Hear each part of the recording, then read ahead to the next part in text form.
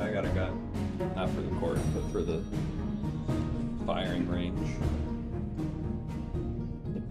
So it's all. Oh, there we go. We just got the Devo hat. I'm so excited about it. This is it's really nice. Yeah, it's a solid. It feels Devo good hat on the head. It's really. Has anyone using it?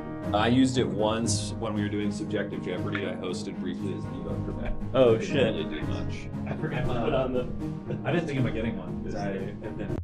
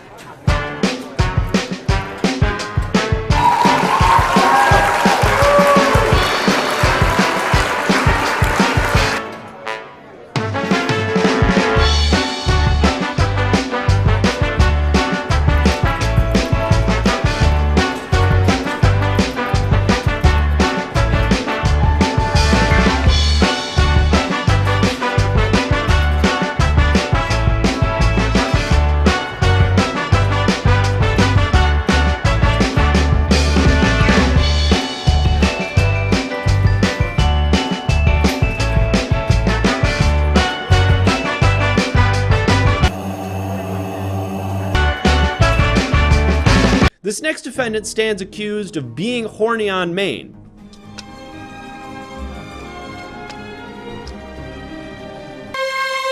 Buongiorno, thanks for having me. I guess you're welcome. My name is Don Cheadle. Do you understand the crimes that you stand? Are you all right? God.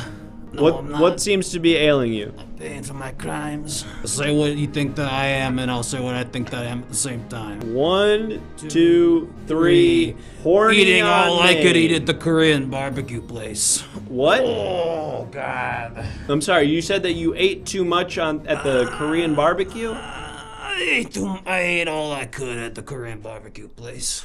That was a crime? Crime against my body. Okay. Well, you currently are being accused of an actual crime right now, which is being horny on Maine. Do you understand that? What? No. This is all a misunderstanding. I have a very common name. Mr. Don Cheadle, can you read us your last tweet? 10 years in and we bone like we're cheating on each other. With each other. A decade plus and her clit/taint/brown area still pones my dick. Judge, you ever see something coming from 2 miles away? I see. That bulgogi's just racing through me right now. Okay, well, we'll try to make this quick, sir. I got us like Rainbow Road up in my guts right now. Okay, I'm gonna need you to focus here, all right? I actually have some pork belly I still gotta finish if that's okay. What do you mean you've still got some? I gotta finish what I started. Wait, what? Is that a giant fork and knife? You brought it to the... All right. That's funny, It Judge. seems like eating more Korean barbecue is not a punishment for this What are man. you talking about? It's the worst thing I can fucking imagine. You're still doing Judge, it. look how big that fork and Please knife don't is. make me do it. Eating too much steak is what this next defendant stands accused of. Howdy, folks. My name's Wolfum. Let's say like on a weekly basis, how many times are you enjoying a steak dinner? I'm eating 3, 4, 5 steaks a day. 3, 4, 5 steaks a day. But, you know, if we're talking wintertime, that number goes up 8, 9, 10. You know, inflation affects these things, and our boys in blue are doing all they can to stop inflation, but they're just underfunded. Speak on that. They're practicing the grenade throwing, and they're shooting everyone they can, Your Honor. If they would give the boys in blue the funding they need to catch Antifa, then inflation wouldn't even be a real problem, Your Honor. Antifa caused inflation. Damn straight. That's a very interesting. Antifa caused inflation and they won't let it go. Every time I go to the store, everything costs more and more. Unfortunately, that was very catchy. I don't necessarily agree with the message. The medium is the message, Your Honor, as Marshall McLuhan once said. Okay. We've got some visual evidence here. Okay, what's happening here? That is a picture of me breaking into a car where I thought I saw some steaks, but it was not steaks. Whose car was that? I have no idea, Your Honor. I saw it on the highway. I was very hungry, and I looked in the back. I thought it was steak, but I guess it was some old skis. You thought, wait, I'm sorry, you mistook a pair of old skis for steak? I was very hungry at the time, Your Honor. Was it sort of like one of those situations in a cartoon when a guy's on like a deserted island for a long time and his buddy kind of like turns into a ham bone or whatever? Oh, I'm not sure, sir. I've never watched a cartoon. As you can see in the evidence, I did use my head in order to reach the steak, or rather the skis. That's your head? Yes, Your Honor. I see. I guess maybe it's just the angle that You looks know, kind of I weird. used to wear glasses, and that's probably why you don't recognize me in that. Ah, it's the glasses. You're yeah, right. I used to wear glasses, but then I got the LASIK. First of all, you're describing breaking and entering, which is a crime in and of itself. Well, sir, I ate no steak in this scenario. So the crime of eating too much steak, I'm innocent. That's a fair point. I gnawed on some skis, if anything, and That, Double jeopardy, Judge. She can't be trying for 2 crimes at once. that's right. I guess that is not technically what that means, but it's appropriate here. Double jeopardy, and if I may say, Judge, fatal attraction. Okay, careful. Judge, if I may say. I'll let you know right now, Wolfram, my dick does not work. Your tricks will not work on me. We do have a question from one of our jurors who wants you to read your last tweet. All right, let me just sign in here real quick. 10 years in, and we bone like we're cheating on each other with each other. A decade plus, and her clit/brown/taint area still pawns my dick, Your Honor. Okay, I'm not sure why the jurors felt it's so important to read that tweet. Not sure how it's relevant. Eat poop on thinking it was chocolate. The fuck? What are you guys talking about? What is that? A lot of people are saying that. Fine. I hate the ones that don't make any sense, but we'll take it. Scooter Tank. What's up, bitch? Scooter, okay, do not call me bitch. You will address me as Your Honor or Judge Learned Hand. All right, your honorable bitch. No. Judge bitch. I'm not Judge Bitch. I'm not Judge Bitch. My You name are is Judge Judge Learned. Bitch. No, I'm not Judge Bitch. Yes, you're my friend and you're Judge bitch. I'm not okay? your friend and I'm not Judge Bitch. You're my enemy and you're Judge bitch and I love you. I am your enemy. I am not Judge Bitch, and I have sort of mixed feelings for you right now. You, sir, stand accused of ate poop on thinking it was chocolate. Seriously? Yes.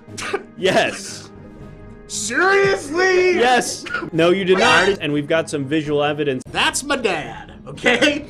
He lost control of his ball and he's flying down the court because he's hungry. Is that what they call that? The bowling court? I think so. Yes. That's what Dad calls it. Well, I can tell that you're an athlete because you're holding a basketball, so you Damn probably right. know better than me. I'm all state.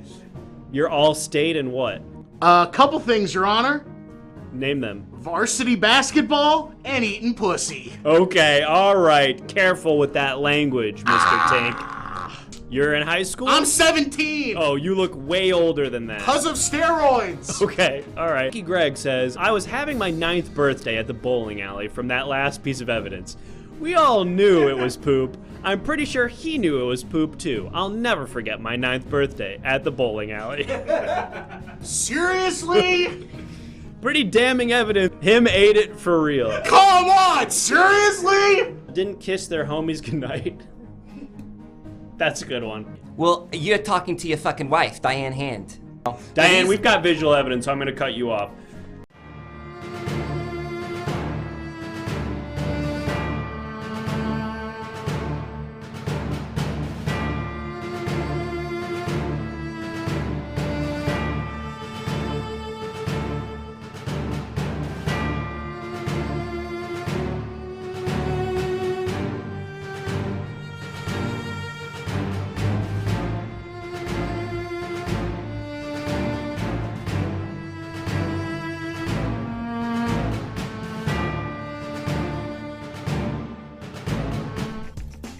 Hey, cadets.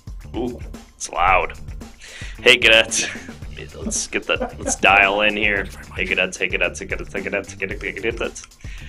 Perfect. Cadets, welcome in. Welcome to firearm training. Thank Caboose. Thank you, Caboose, for the 6 months at Tier 1. And welcome in, Cadet Caboose. If you're joining us tonight, that means you are enrolled in the Everything Now Police Force Cadet Training. And in a moment, you're going to be faced with a scenario, a fictional scenario, but one you may very well find in the field. Now, this first scenario, it's going to be pretty easy, but they're going to get harder. Your job is to correctly identify the legitimate threat, and I guess also, by a process of elimination, identify the innocent bystander. It'll make sense in a second. Let's see this first scenario. Hey, it's me, Two Knives Ramirez. Hey, it's me, Burtis, your landscaper. I've been cutting your hedges into depictions of the Voodoo Ranger naked. The Voodoo Ranger mascot. A lot of people don't like me because I'm Two Knives Ramirez. They say that's not good. Not the two knives part, the fact that I'm a white guy and I call myself Ramirez. Imagine this guy on this can, but with no trench coat, just hanging big dong. He's got no skin on his body aside from his thing hanging. I'll be going up, I'll be wielding my knives at people. They go, yeah, don't get us wrong. We're not a fan of that either. But why? Why go by Ramirez? You're 37 years old. Why suddenly adopt that now? Every bush, every tree, everything that you have that you may not think could be sculpted is sculpted into this skeleton with a huge dong. And I tell them it's because I think it's okay that I do that kind of stuff. Thank you.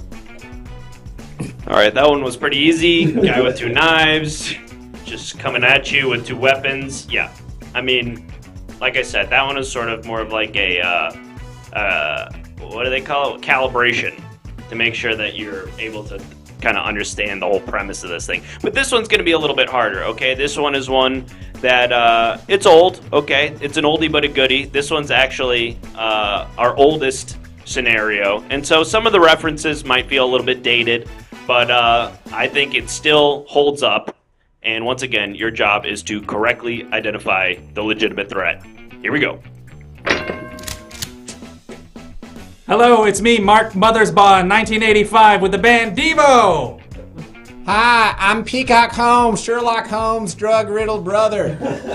Gut Feeling, Slap Your Mammy, all your favorite hits here on my new album, Are We Not Men? We Are Devo! While my brother was solving crimes, I got sent to South Carolina where I got kicked out of reform school for feeding Ritalin to rats. In 20 years, I'm gonna compose the soundtrack to The Sims 2! My retirement plans include going to Bermuda and setting up illicit crypto funds for my buddy George. Everybody loves Devo. We're craft work but fun.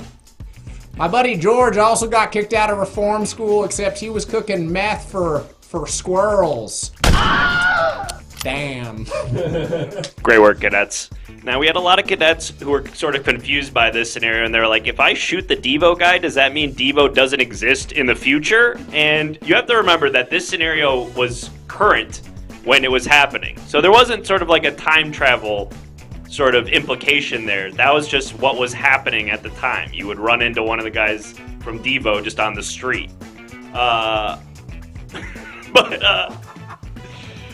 It was happening all the time in the 80s. You had to be there. Banana. Why was he dressed like a banana? Yeah. It was the 80s. We were all doing kind of crazy shit like that.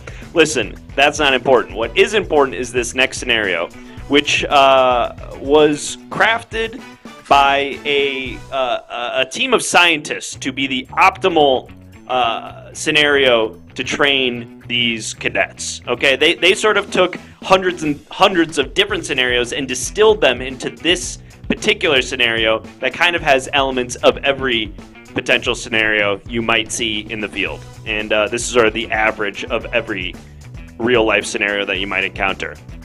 Here we go. Hey, it's me, your high school English teacher. And it's me, Benjamin Franklin, with a huge rack.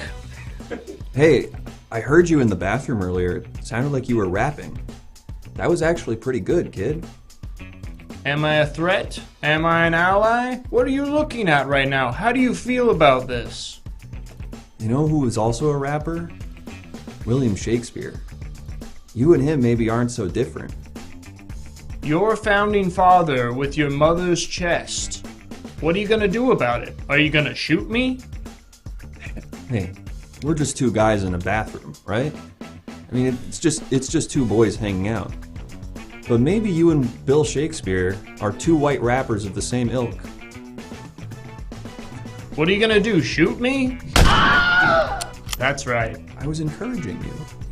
Great work, cadets. And again, I need to stress that the implication isn't that, like, if you kill Ben Franklin with a huge rack, that America doesn't exist.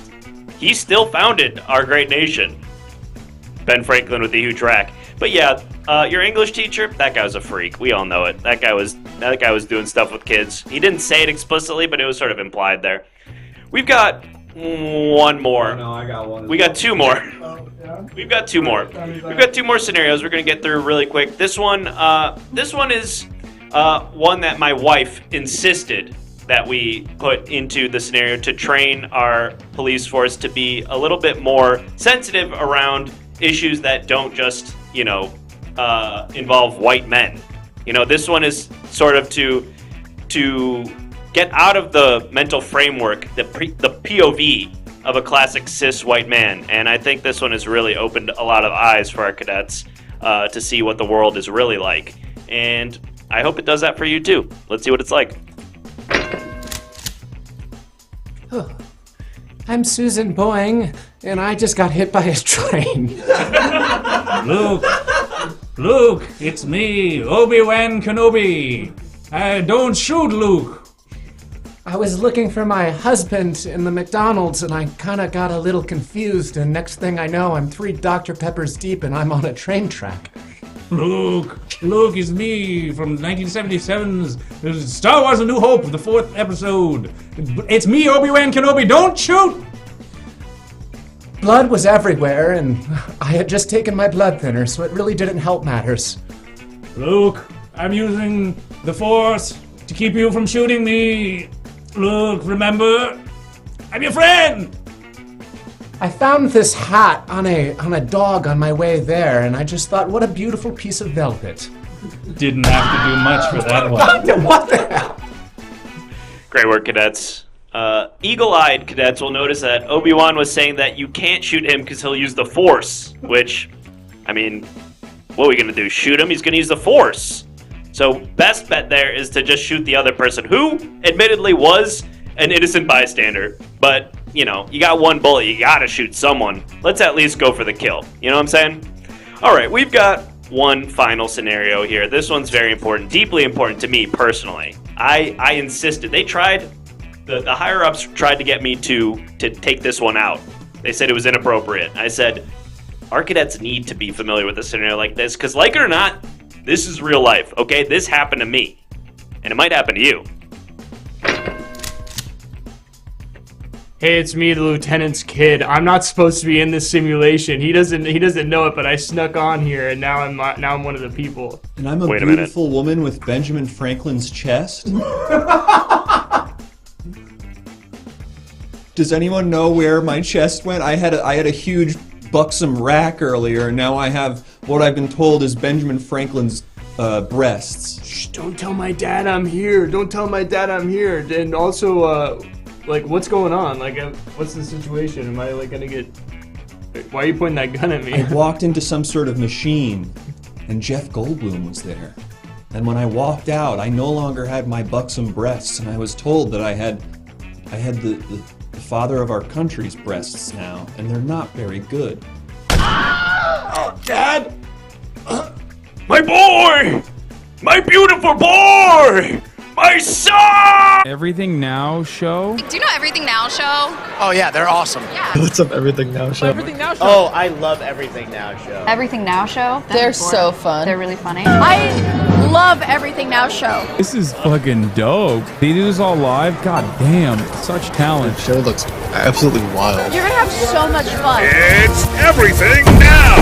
And interactive comedy show on Twitch where you, the viewers, are in control, featuring special guests from all over the Twitch community and the Los Angeles comedy scene.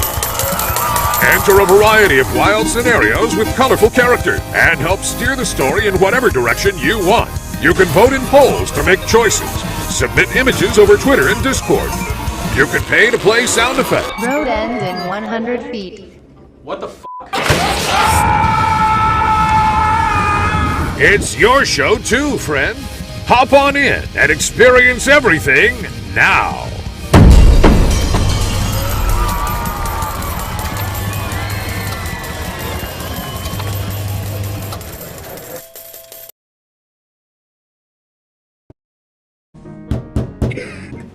I was ready. Order! Order! Order in the court, all rise for the Honorable me, Judge Learned. Let me get this settled in here. You ready, Judge? I'm not Judge Bitch. Ready, Judge? I'm almost ready. Just gotta having sort of a weird hair day. Or like Judge Learned Bland. Don't say that. Don't say that about me. All right. Court is now in session.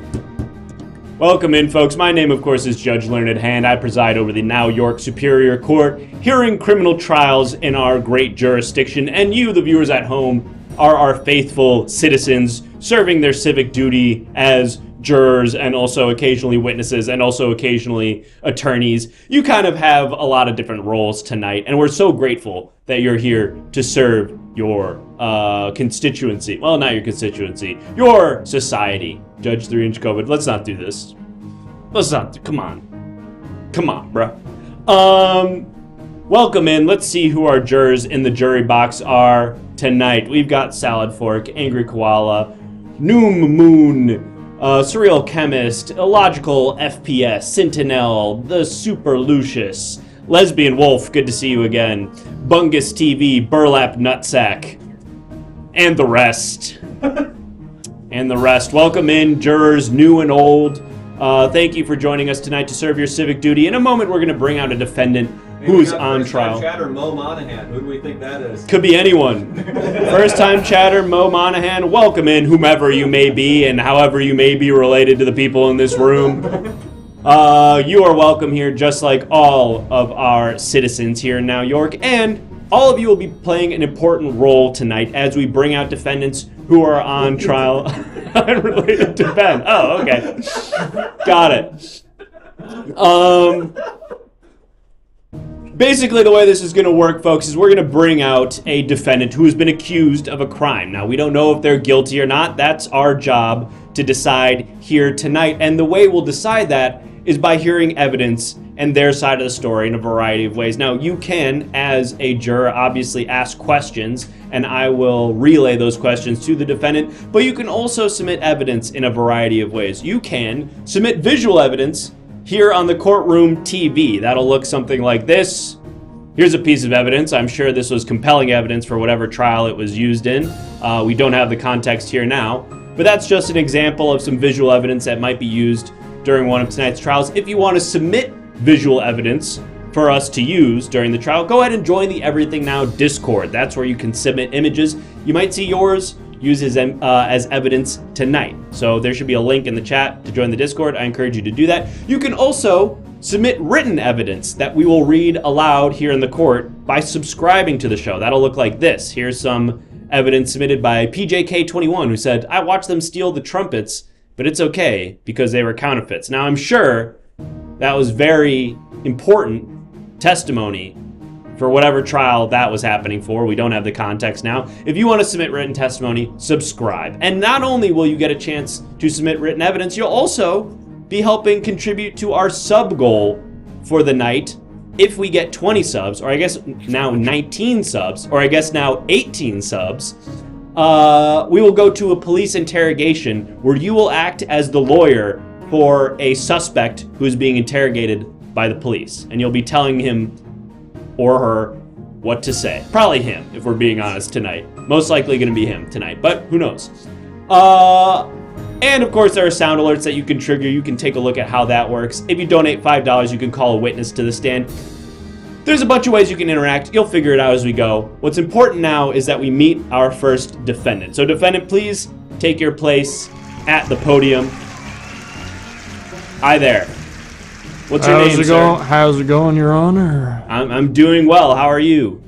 I'm good. I'm a little nervous. Never been in court before, so I'm a little. My heart's beating a little fast, if I'm being completely honest. Well, sir, hopefully this is all a big misunderstanding and you have nothing to worry about. You'll be able to clear your name and get out of here. You're on my side? So you're on my side? We're in this together? I like to come into these things hoping that everybody who comes in here is innocent and it's just a case of mistaken identity. But at the end of the day, my job is to get to the truth. Now, sir, what's your name? So you're on my side? Well, I guess I'm sort of more of a neutral party. Okay, but you were hoping that I get out scot-free, so I think you'd be a little bit. It seems like you're more in favor of me being innocent, which I like. It kind of eases the tension a bit. That would be my preference, sure. Is that there was no crime committed, but of course I can't. Listen, sir, what's your name? My name's Percy Pump. Percy, and what do you do for a living, Percy? I work over at Now York Oil and Gas. I'm a gas station attendant. Got it. Thank you, and thank you for your service, Mr. Pump. Nobody wants me to pump their gas anymore, Your Honor. Everyone wants to do their own thing. They want to pump the gas themselves. What am I supposed to do, huh? They won't buy the breath mints I'm trying to sell. They won't let me touch their pump. I'm just trying to give them the best gas station experience, but every time I get close to someone, they threaten me or they spit on me. I can't help you with that, unfortunately, Mr. Pump. Do you pump your own gas, Your Honor? Mr. Pump, I'd love to take this digression, but we have to find out what you're here for, okay? We need to figure out why you've been brought into court. You seem like a man who pumps his own gas. Chat. Shame. Can you remind me, chat, what this defendant was accused of? Siphoning gas back out of cars. That's right. Yes. Thank you, Geraldo of Rivera. That reminds me. Yes. Mr. Pump. That's me. Yes. Your Honor, that's me. The alleged crime... That's me, Mr. Pump. You are Mr. Pump, and the crime that you've allegedly committed is... You can call me Percy, too, if you'd like. That's a bit too personal, Percy. I'm going to call you Mr. Pump. Personal. Personal. It's a bit too personal for me. That's funny. That's like one of them puns. Sometimes we like to have fun in court, but this is a serious matter. You've been accused of pumping or siphoning gas out of people's cars, and we've actually had a few complaints from the gas station where you work that people are leaving. Now York Oil and Gas. Now York Oil and Gas. Right. That people have found their cars have less gas in them than when they originally arrived at the gas station. Now that's peculiar, because normally when you go to a gas station, Your Honor, you leave with more gas than when you came in. That's absolutely right. That's how that's typically, okay. Let's give it up for that. Let's give it up for that. I don't know if we need to necessarily have an applause break. I know that's right. You leave with more gas than when you came in. That's how I understand it, Percy. And let's give it up for that. Okay, we don't need that. It's not necessary to have a bailiff. I love him, Judge. Okay, well. Now, bailiff looks like a guy who lets me pump his gas, and I respect that. I would never try to pump my own gas, Judge, unless someone comes in here and tries to make you feel safe and comfortable, as is my job. I see. Okay, listen. This isn't about pumping your own gas. It kind of is. Say more about that. It kind of is. People just kind of trusted in the system that we set up at Now York Oil and Gas. They wouldn't be worried about if gas goes in or out. They would just be laid back, relaxed, let me do my thing, and I guarantee your tank's gonna be filled up, your windshield's gonna be all clean with that Windex that we keep reusing and putting in the thing, and it's gonna be all fine and dandy. Now, Mr. Pump, it sounds to me like what your priorities are at your place of business is the comfort of your customers. That you want to do everything you can to make sure that your customers feel comfortable, including pumping their gas for them when they get to your establishment. Is that right? That is right. That's why I insist that they go and use the bathroom.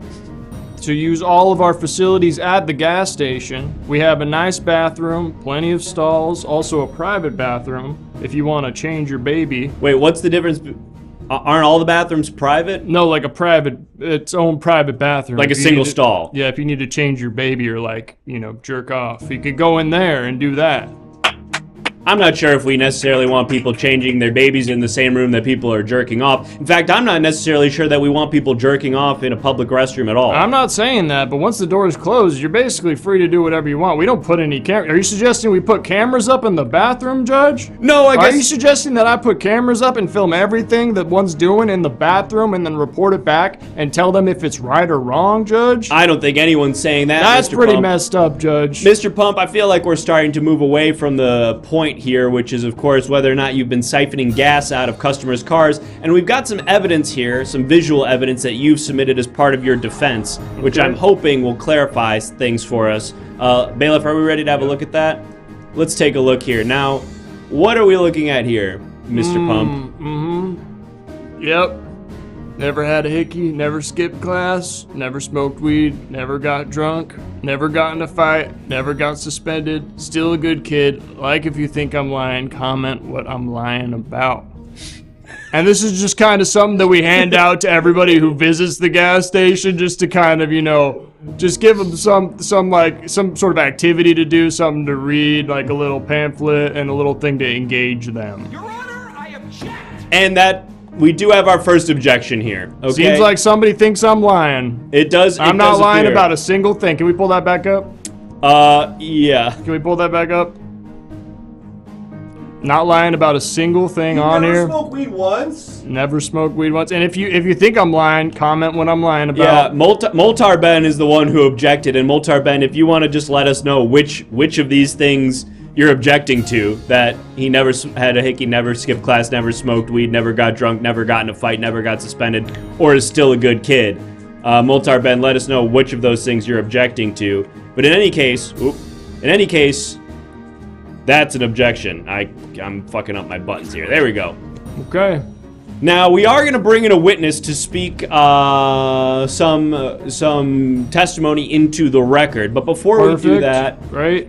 I want to get a little bit deeper into your policy at the gas station, Mr. Pump, because it sounds like the environment you're creating at your place of business is luxurious. Luxurious. Your Honor, luxurious. The highest of luxury at the gas station. Now, we've had customers coming out reporting that you've got a sort of section of the gas station cordoned off for personal massages. I personally don't feel like the time it takes to fill up your car is enough time to have a massage, nor that a gas station is necessarily the time or place to do something like that. You haven't had a speed massage before, or rapid acupuncture that we also offer. What is rapid acupuncture? That's kind of like you just kind of lay down on the provided bench that we have, and I just kind of stick you with a bunch of those acupuncture needles real fast. I mean, it's only taking like, what, 5 to 10 minutes to fill up your tank, depending on if you're bringing in like a Prius or if you're bringing in like, a full-on Dodge Ram. Yeah, 10 minutes feels like a lot. Dodge Ram with a hookup, I could be filling up 2 vehicles. I guess that's true. But I just kind of plug them up with all the needles real quick. They feel great. They feel relieved. But there's some people, Judge, and I'm not trying to say anything by this, but some people, when I even touch the pump, they try to be so autonomous that they think I am siphoning gas out, that I'm pulling air out of their tires, that I am injecting them with something that is in those needles that doesn't make them feel good, that makes them feel really sleepy, and then they can't drive and they gotta lay down for a couple extra hours because they're like, why'd you put a bunch of needles in my back? I didn't even sign up for this. I just want to pump the brakes, no pun intended, Mr. Pump. Pump the brakes and put that in park because I'm about to fill you up. I just wanted to clarify that the only crime that you were on trial for originally here was siphoning gas. You're the one who's now bringing up allegations of siphoning air out of tires and injecting customers with some sort of foreign substance? I'm just telling you what people accuse me of on a day-to-day basis when I'm just trying to help them, Your Honor. I see. Well, we've got a witness. Apparently, we're ready to speak to a witness. And should I cut to the witness stand, bailiff? Yep. Okay. We're gonna hear some testimony from this witness. Let's have a. Oh, okay. Interesting. Pretty good, right? Pretty good. Pretty good. Hey, what's up? It's me, the gas. The gas. And that's the gas. I see. And now, I guess maybe I did recognize you because I thought the gas in this context would have meant the liquid gasoline that would go into a car. But you appear to be a cloud of smoke. So the thing about gas is it can be liquid, solid, or gas depending on the temperature it's in. What would solid gas be? I don't know. I think if you got It's really like cold, it would become a solid because Yeah, it's it's all like about the difference between it's the space between the atoms in the molecule. The space between the tears we cry. What is that? What are you doing? That's David Matthews. Okay. Can we strike that from the record, please? Anyway, Mr. Gas owns Now York Oil and Gas with his partner, Mr. Oil. So he's kind of my boss. Yeah, I'm a businessman. I see. Oh, okay. Wow. So you're a business owner here in New York. Thank you for your service. Of course. And just to get back to what I was saying before, so gas will actually have the furthest space between the atoms in the molecule. That allows the most to pass through it. Okay, I'm not here for a physics or a chemistry lesson, Mr. Gas. I appreciate that. Hey, listen, we all need to be a little bit more knowledgeable about gaseous bodies and, how they're composed, because there's not a lot of gas awareness around these parts, okay? People just kind of assume what gas is, and they don't really take the time to talk to a gas themselves and really understand where they're coming from. Thankfully, Mr. Pump, the only gas information that I am interested in right now is whether or not any gas is being siphoned from customers' cars at your establishment, and maybe Mr. Gas, the gaseous cloud currently on the witness stand, can speak to that. If you can't, Mr. Gas, I'm going to have to ask you to leave.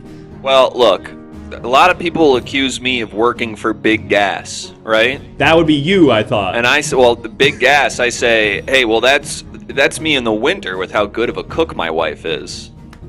I don't know that I totally understand what you mean. Because I gain weight in the winter because of how good my wife's cooking is. I see. So you just become larger. Yes. And your wife, she's human or? My wife, we call her Big Ass. Okay. I don't feel comfortable saying that, but that's cute. This guy doesn't want to know more about gas, but he wants to know more about Gas's wife? Yeah. Okay, sorry, That's kind of messed up. Well, first of all, I didn't volunteer that. Mr. Gas. Mr. Gas is the one who brought his wife into You asked about his wife. No, I didn't. You just asked, what is his wife? Is she human? Is she gas? You asked that question, You did, Your Your Honor. Honor. Yes, but only after. Look, we're You getting can't have it distracted. both ways, Your Honor. Mr. Gas, thank you for your testimony. We have to move on. We've got some written testimony that we need to take a look at, and then we need our jurors to vote. Absolutely. Just judge, you stay away from my wife. I have no intentions of going anywhere near your wife, Mr. Gas. Okay? I'm not interested in your wife. Seem to have a lot of questions about her. I asked one question to sort of understand conceptually what was happening. Mr. Pump, we've got some written testimony here from one of our subscribers that we need you to reckon with, okay? Bailiff, are we ready to take a look at that?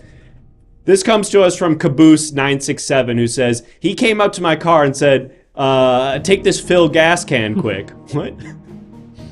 Let me try to read that again. He came up to my car and said, take this fill gas can quick. A fill gas can. Take this fill gas can quick. A fill gas can, Judge, is like a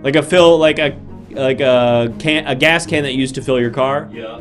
Sometimes I provide my customers with a little extra gas they can take with them in case they run out of gas. So sometimes I provide a gas can that they could put, in a safe place, maybe in their trunk or somewhere that it wouldn't catch on fire, and they can use that in an emergency. Judge, That seems like a valuable service. The witness followed up with further testimony saying, I'm KMS. Okay, I see. So it seems that they felt it didn't work. I see. Well, Caboose, we'll make sure to add I'm KMS to the record so that our stenographer makes note of your statement there. We got two more, Judge. We've got two more pieces of written testimony here for you, Mr. Pump, and then it'll be time to vote. This one comes to us from witness Old Kraken, who says, I got the oil leak in the New York oil and gas station bathroom stall on my, I got an oil leak in a New York oil and gas station bathroom stall on my way to get a new one. I think there's a missing shirt. Listen, Judge. And witnesses really take the time to... Listen, Judge, there's a lot of fumes around the gas station that customers are inhaling. Yeah, it and seems sometimes it can lead to adverse effects, especially when they try to write testimony upon leaving the gas station. So. And you did mention earlier that you were injecting some of these people with some sort of foreign substance that makes them sleepy. Do you think that might be contributing to them forgetting to add words to their testimony? I'm not here to talk about what I may or may not be putting in the needles that is the quick acupuncture treatment. Fair enough. You are free to plead the fifth, and you are not required to incriminate yourself, but it will leave potentially some questions for our jurors. Our bailiff mentioned that we had 2 more. I think this is the last piece of written testimony. Am I right? Okay. I'm hearing the bailiff is saying, "Aw shit, aw fuck," which I'm assuming means we're not quite ready. It's ready. Okay, and we're ready. And let's read this. This comes from witness Moltarben, who says, he's a bad kid, he lied. Fairly damning character evidence. How do you respond, Mr. Pump? Any other details on that one? Well, I guess this is probably in Seems response. like just one big opinion, Judge. I suppose that's true. It's character evidence, so it's just sort of speaking to your character. Here's just one... something we're pulling from a jury. Says the jury is passing around a rag soaked in gasoline. It's evidence. Yeah, that is something that I brought in. It seems like everyone's huffing it, which is probably not the best idea. Yeah, maybe Whatever evidence makes me feel awesome. Bailiff, please stop inhaling that. All right, it's time now, Mr. Pump, for you to make your closing statements while we prepare a poll for our jurors to vote as to whether or not you are guilty. Once again, to remind everybody, the crime alleged here is siphoning gas out of cars at the gas station. Go ahead, Mr. Pump. My fellow constituents in the jury, I'd just like to say no matter the outcome of this trial, you are always welcome to come to New York Gas and Oil to get your complimentary haircut, BBL, lip filler. BBL? While you're getting your gas pumped, I'm there. Really a one-stop shop. I'll give you everything that you need to feel comfortable. Even if you're a hater, it's okay. I want to make you feel good. At the New York Oil and Gas. Thank you very much. Well, compelling testimony and a compelling argument from Mr. Pump. We'll have to see whether or not... I can't really read the results from here. It's blocked by the camera. But we're going to go ahead and close out this poll, and Bailiff will tell me whether or not... It smells great, Judge. Okay, and what does that mean in the context of the trial? Let the man go. He's getting off. That means innocent? Yeah, the other option was guilty of putting an amazing needle in my arm. I see. Okay, well that wasn't the crime, but fair enough. First round of gas is on me. Everyone in this courthouse, come on down. First round of gas is on me. Okay, jurors, please refrain from huffing any sort of chemicals while you are presiding over a trial. We need you guys to be in clear state. And I'll give you that acupuncture too, don't worry. Okay, all right. Mr. Pump, you're free to go. And Thank you for coming in. Take care. All right. Take care, sir. Wonder what noxious smell I'll get for the next case. It smell crazy in here, for real. Folks, it always makes me happy to clear the name of an innocent New Yorker, to find out that a crime wasn't committed. That means things are running smoothly here in our great city. But of course, it's not always going to be that way, and it'll be up to you to help us decide that fact. Thank you to everybody who's subscribed so far. We're already over halfway to hitting our goal. If we get 8 more subs, we will go to a police interrogation where you will act as a lawyer for a suspect who's being interrogated by a police officer, getting to tell them what to say. So go ahead and get those subs in. Let's get 8 more so we can do that. But in the meantime, I think it's time for our next trial. Let's go ahead and bring in our next defendant and see what their whole deal is. Defendant, please take your place at the podium. Yeah, hello. Hi there, sir. What is your name and what is your profession? My name is Ignacio Feelgood. I'm a medical doctor. Dr. Feelgood. That's right. Okay, sorry. I'm sure you can appreciate you must get it all, Dr. Feelgood. Like the... I'm sorry? Never mind. Dr. Feelgood, thank you for coming in here today. I wish it were under better circumstances, but unfortunately you come here accused of a crime, and we're going to find out what that crime is. Jurors in the chat, can you remind me what it is that Dr. Feelgood has been accused of? What was the crime? Ate all the office supplies? Arson, that's right. From Mo Monahan. Thank you for that reminder, Mo Monahan. It was arson. Yes, Dr. Feelgood, there was a... What was that? Huh? Just reacting to one of them. Oh, I see. Dr. Feelgood, as you are probably well aware, there was a large fire at the Now York Hospital just a week ago that damaged an entire surgical wing of the facility. And what's more, you were spotted on security cam footage leaving the hospital only minutes before smoke was seen exiting the building. Now, maybe you can speak to that and help us understand how that coincidence transpired. Well, yes, I leave the hospital often. I'm there every day, so I need to leave it every time I'm there. So I don't really get what you're trying to imply. I'm sorry, Mr. Doctor, excuse me. Dr. Feelgood, are you eating something out of what appears to be a prescription pill bottle? Okay, you're making a show of it. Well, Dr. Feelgood, what is it that you're eating? These are my pills. I prescribed them to myself, and that's between me and my patient, who's me. I suppose that's fair. I'm not here to break doctor-patient confidentiality. Sure, I'll respect doctor-patient confidentiality, even if the doctor and patient happen to be the same people. It just seems... Then it's even more confidential. It wasn't even said, it was thought. It's just a bit distracting that you seem to sort of be making a show of eating your pills here in the courtroom. Oh, what's the matter? You wish you had some? Kinda, yeah. They look pretty good. You shouldn't have got a JD. Should have got an MD. Okay, well, technically, it's a Juris Doctorate, so we're kind of both doctors if you think about it. Sure.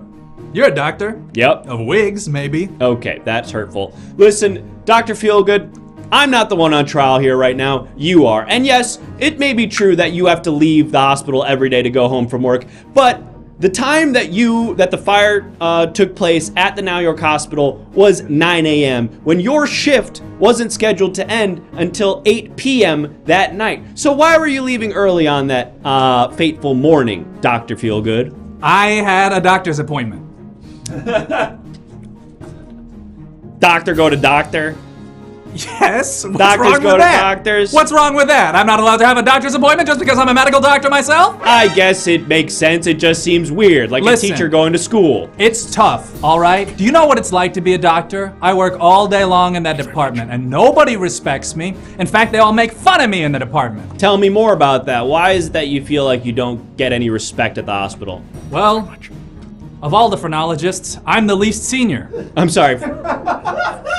I know what that is, but for some of our jurors who may not be familiar with the terminology, with medical terminology, could you tell us what the line of medicine that a phrenologist specializes in? Yes, my name is Dr. Feelgood, and I feel the ridges of a person's skull to determine the race. Right. And maybe I'm old-fashioned, or maybe I'm new-fashioned. Oh, yes? But as I understood it, phrenology had sort of been debunked as a fictional science that had no real bearing on any sort of real-world tangible... I mean, people say that a lot. But if it wasn't a real science, then why am I getting it right 30, 40% of the time? I don't necessarily want to pursue this line of reasoning, Dr. Feelgood. What I do want to pursue, and there's our first objection, and rightfully so, you're on thin ice.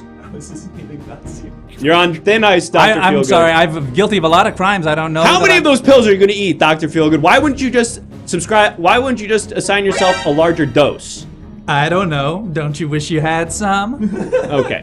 Listen, we've got a lot of evidence to take a look at. We've got a few pieces of visual evidence and a witness on the stand. Let's maybe start with our visual evidence. Bailiff, are we prepared to take a look at the first piece of visual evidence? Like 10 seconds, yeah. Okay, are we prepared to talk to our witness then in the meantime? Yeah. Okay, let's go ahead and speak to our witness. We brought a witness to the stand to enter some testimony into the record. Let's speak with them now. Witness, please state your name for the record. Hi, Judge. I'm Dr. Wiley. I'm the worst phrenologist. Phrenologist? I'm the worst phrenologist at the hospital. Thank you for having me here today. I see. And is that an official superlative or is that your personal opinion? It's sort of just, the social group has determined it. It's sort of a known thing. I see. And so you presumably work closely with Dr. Feelgood in the phrenology department, Dr. Wiley. Yes, I do. Although I will say Dr. Feelgood is always busy. I'm always trying to get him to do phrenology with me, and he goes, I have this one patient that I can't crack. I'm going to do some experimental work with this patient to see if I can get some sort of breakthrough with them. I see. And Dr. Wiley, were you there on that fateful morning when the fire started in New York Hospital when Dr. Feelgood seemingly had to leave urgently in the morning to go to his own doctor's appointment? Yeah. He said, I got to go see my doctor. He's going to try some of the stuff they were doing in Vienna in the 1910s to me. And I went, is this you again? Are you your own doctor? And he went, I can't get through to me, no matter what I do. But this time I'm going to be stern, and this time I'm going to solve it. I see. So, and I don't want to get too far ahead of this, but to me what it's starting to sound like is there's kind of a Jekyll and Hyde situation going on here where the doctor is treating himself as his own patient. Do I understand that correctly? To me, if we're being candid, Judge, I think he uses his rank as an excuse to do drugs and do sexual stuff to his own body. I see. But I'm in it for the love of phrenology. The love of the game. And I respect that about you, Dr. Wiley. Thank you for your testimony. Thank you. You're free to go. I'm being told I was a pop culture reference I didn't pick up on. I don't fucking care. Oh, yeah, you're like from a video game, I think. Oh, God. Oh, no. Yeah, you're from like Mega Man, I think. Whatever, I liked your bit way better. Dr. Feelgood, some fairly damning testimony from your colleague in the phrenology department who's alleging that you're using your rank basically to prescribe yourself drugs and sort of do sexual favors to yourself? Let me respond to this question with a question of my own. Did you see that guy's skull? I guess I don't look at people for their skulls. That's not sort of like what I'm looking for. I'm telling you, this guy, bony skull. When I look, you can see all the mandible where it connects. He doesn't have enough body fat. Aren't all skulls bony? They're bone. Are you the expert? I thought you had a Juris Doctor. Okay, all right, listen. We've got some visual evidence here that you submitted as part of your defense. That's right. I'd love to show that to the jury and give you an opportunity to sort of state your case here. So I'm going to display your visual evidence here on the television screen. Yes. You just go ahead and explain how it relates to your defense. Here it is. So this is the evidence that I brought. Now this is a very unusual shaped skull. Yeah. So I wanted to show that even a layman like me can recognize that this is not a prototypical skull shape. No, and once you rub your hands over that skull, you really feel the difference. This is one of my patients. His name is Tony Broccolonely. I'm sorry, Tony Broccolonely? That's right. He's that's his name. Okay, and I probably shouldn't be laughing at that. It's the guy's name. Yeah. And Dr. Feelgood, you introduced a photo of your patient, Dr. Broccolonely, to illustrate what point? Well, I was clearly in the phrenology session of my life. Because this guy says, what race am I? I'm in there. I'm touching his head, both hands. I'm sorry, just to clarify, you have patients who are coming in and their question for you is, what race am I? And that is how you're diagnosing people? Yes, this is what the study of phrenology is. I see. And what race was Mr. Broccolonely? Now, see, that is the rub. It was taking us some time to determine whether or not he was Turkish at all. And at that point... And you consider Turkish a race? Yes, one of the major three. What do you consider the big three races? Okay, Caucasoid. Caucasoid? Yes. Caucasoid. Caucasoid? Turkish. And Syrian. And Syrian. That's the big three. I see. And Syrian. That's the big three. Man, I am clearly... Yeah, could you just eyeball that guy? I'm gonna just grab his head. Yes. This guy is... Putting your fingers in his ears. Yeah. That's how you can tell if they're a Caucasoid or not. If it comes back dry. If it comes back dry. I always thought I was a Caucasoid. Well, now you know for sure. Anyways, I was doing Tony Broccolonely's phrenology chart, and that's when the smoke alarm went off. There was no way I could have been setting the fire. I was knuckles deep in Broccolonely's head for hours at that point. I see. And unfortunately, Mr. Broccolonely passed away shortly thereafter, so we can't have him come to the witness stand to attest to that. He shot himself. I'll show him. Now, we've got another piece of visual evidence that you submitted, right, Bailiff? Yes, Oh, I did. sorry, no. So it's from the last guy. We got 2 that we didn't do. What do you want to do about that, Judge? Oh, these are pieces of evidence related to the previous trial. Yeah. Okay, well, I guess maybe we'll just read these. That's all right. I can weigh in. Yeah. We'd love for you, Mr. Feelgood, to weigh in on this trial that's already been decided. That's Dr. This is from Moltarben. Okay, that's wrong. Don't bring it up yet. We're not going to bring that I up. just wondered if you wanted to see it.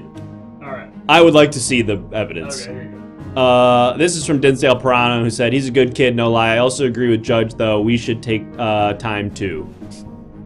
I feel like I'm having a stroke every time I'm reading these written testimony. That can't be hitting, Judge. All right, another one. All right, we're just going to skip that. We got one more here. This one comes to us from witness Caboose, who says, I saw him spread gas while I was trying to hang myself.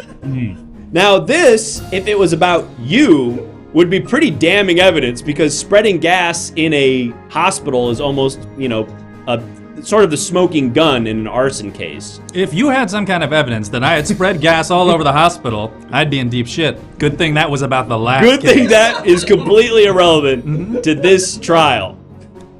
Did we have any written testimony specific to this trial, Bailiff? Yeah, we got 2. Okay, we've got some written testimony for this trial. Let's have a look at that. This comes from Sammy Paradise, who says, Dr. Feelgood had been my family pediatrician for years.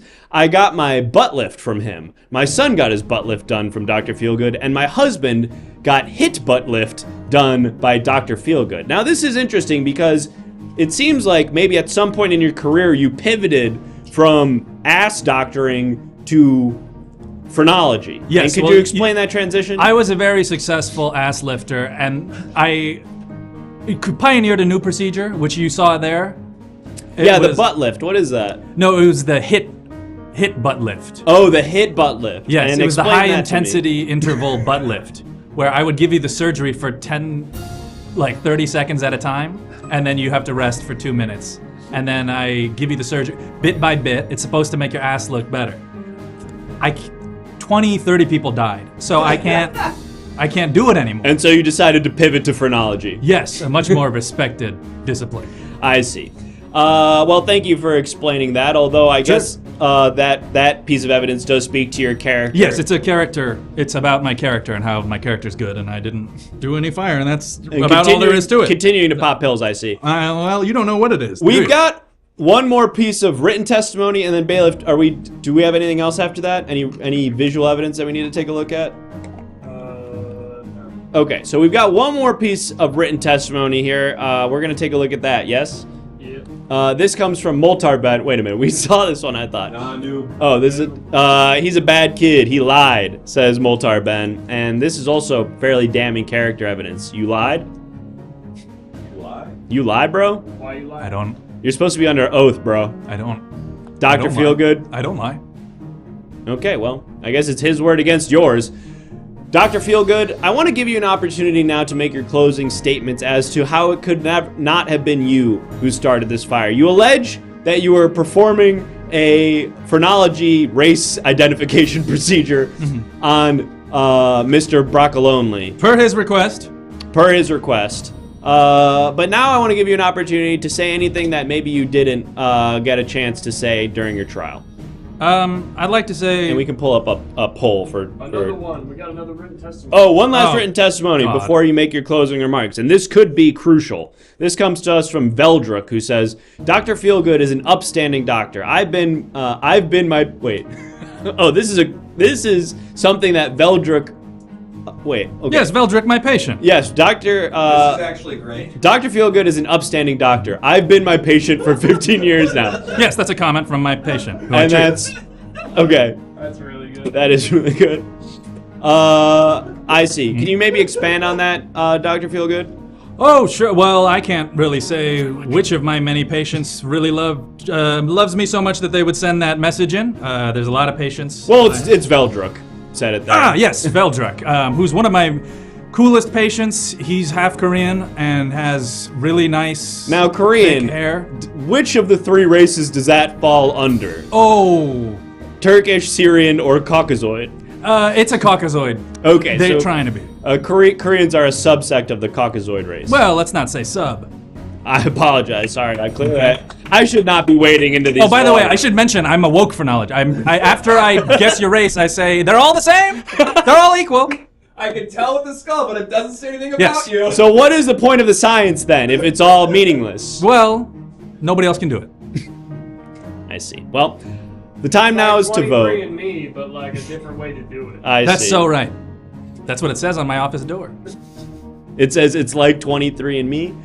But it's a different way of doing it. But it's a different way of doing That's it. right. I see.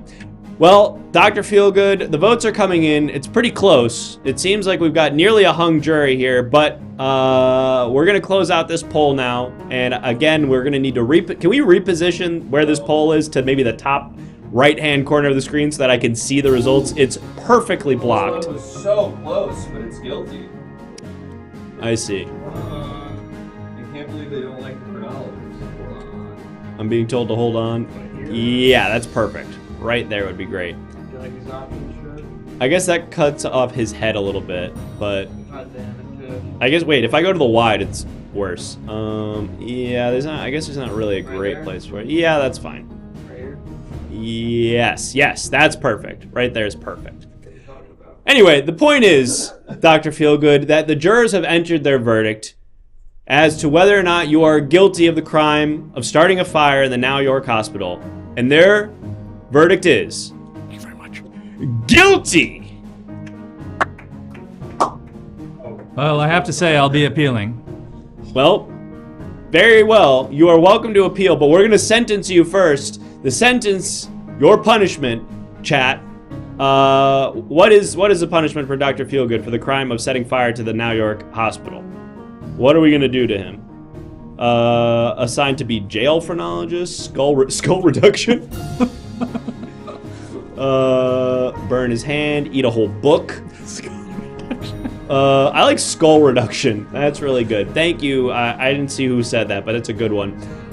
You have been sentenced to skull reduction surgery. You're going to make your head all tiny. All right, well, it's certainly going to be fun to feel around on after that. And the person who is charged with doing that surgery is your colleague, Dr. Wiley, the worst phrenologist in the department. Yep. Sorry. All right. Well, it's been nice. Thank you. Take care, Dr. Feelgood, and I hope you change your ways. All right. You too. Why do I have to change my ways? I feel like I did a pretty good job. Well, folks, another case in the book. One guilty, one innocent so far tonight. The next defendant will break the tie. I'm getting bruz from my Joe and John's brother. The title right now is interactive show featuring Smosh, granting wishes. Bruh. Yeah. Oh, that's a bruh moment from me. Certified bruh moment. Certified bruh moment. How did no one in the chat tell me that? They did. How did I not read that? Bruh. Forgot to change the stream title. Smosh is not here. Let's get that one sub. Bruh. Folks, let's get that one sub. We're gonna do one more trial anyway because the defendant is here. But let's get that one sub so that right after this trial we can do the interrogation game. Folks, if you're just joining us, by the way, my name is Judge Learned Hand. I'm presiding over criminal trials here at the Now York Superior Court. Thank you for the one last sub, Wandering Star. Wandering Star. Whoa, and Caboose with the 5 gifted. Thank you so much. Incredible support. Thank you all for your support. Subs on the mind. Oh, it's September, by the way. So subs are cheaper for this month, if that means anything to you. Anyway, there's a variety of ways that you can interact with the trial. You'll figure it out as we go. The point is, we've got our next defendant at the stand. Defendant, please. Gunrat makes a great point. What does Gunrat say? Maybe do a good trial and the subs will come naturally. Didn't think about that. Didn't think about that. And I refuse to think about that. And somebody please arrest Gunrat. Alright, it's time to meet our next defendant. Defendant, please state your name for the record. I'm Frederick R. Butt. I'm a former aide to the Congo where I worked for the Red Cross, and now I work in documentary filmmaking and specifically rural Iowa. I'm sorry. You said in rural Iowa. In rural Iowa. Rural Iowa. I see. And Mr. Butt is a documentarian and a former, you said, aide to the Congo? That's exactly right. Aide to the Congo. What does that mean? Well, I helped the Red Cross, and I would go in, and the nurses would do their thing, and then they would scream out, syringe! And I would go get a syringe or some gauze. I see. Seems more like an aide to the Red Cross than an aide to the Congo. Well, like a nurse's assistant. Yeah, I mean, there's a lot of different things that you could say that I was, but at the end of the day, I was helping people, helping the people. At the end of the day, you're now a documentarian. Yes, and, correct. Mr. Butt, we're going to find out from our jurors in the chat what it is that you've been brought in on trial for today. Chat, what is it that Mr. Butt has been accused of doing? Oh, that's right, spending church donations at the casino. What? Thank you, No. Cece Erasi. That's ridiculous. Now, obviously, we're aware, Mr. Butt, that your most recent documentary, the project you're working on right now is on the Catholic Church. You have been doing a documentary on the Catholic Church and spending a lot of time in church, in and around church, around the tithings.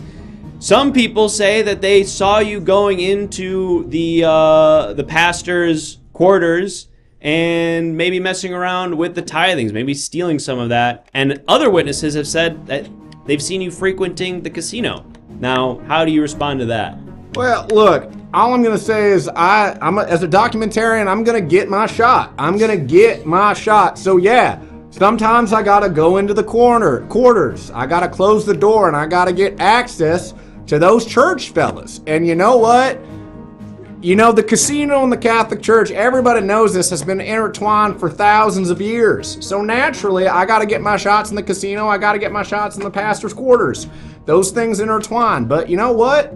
I would never steal the tithings. That's just ludicrous. I'm just doing my work and trying to capture oh, I'm out of focus.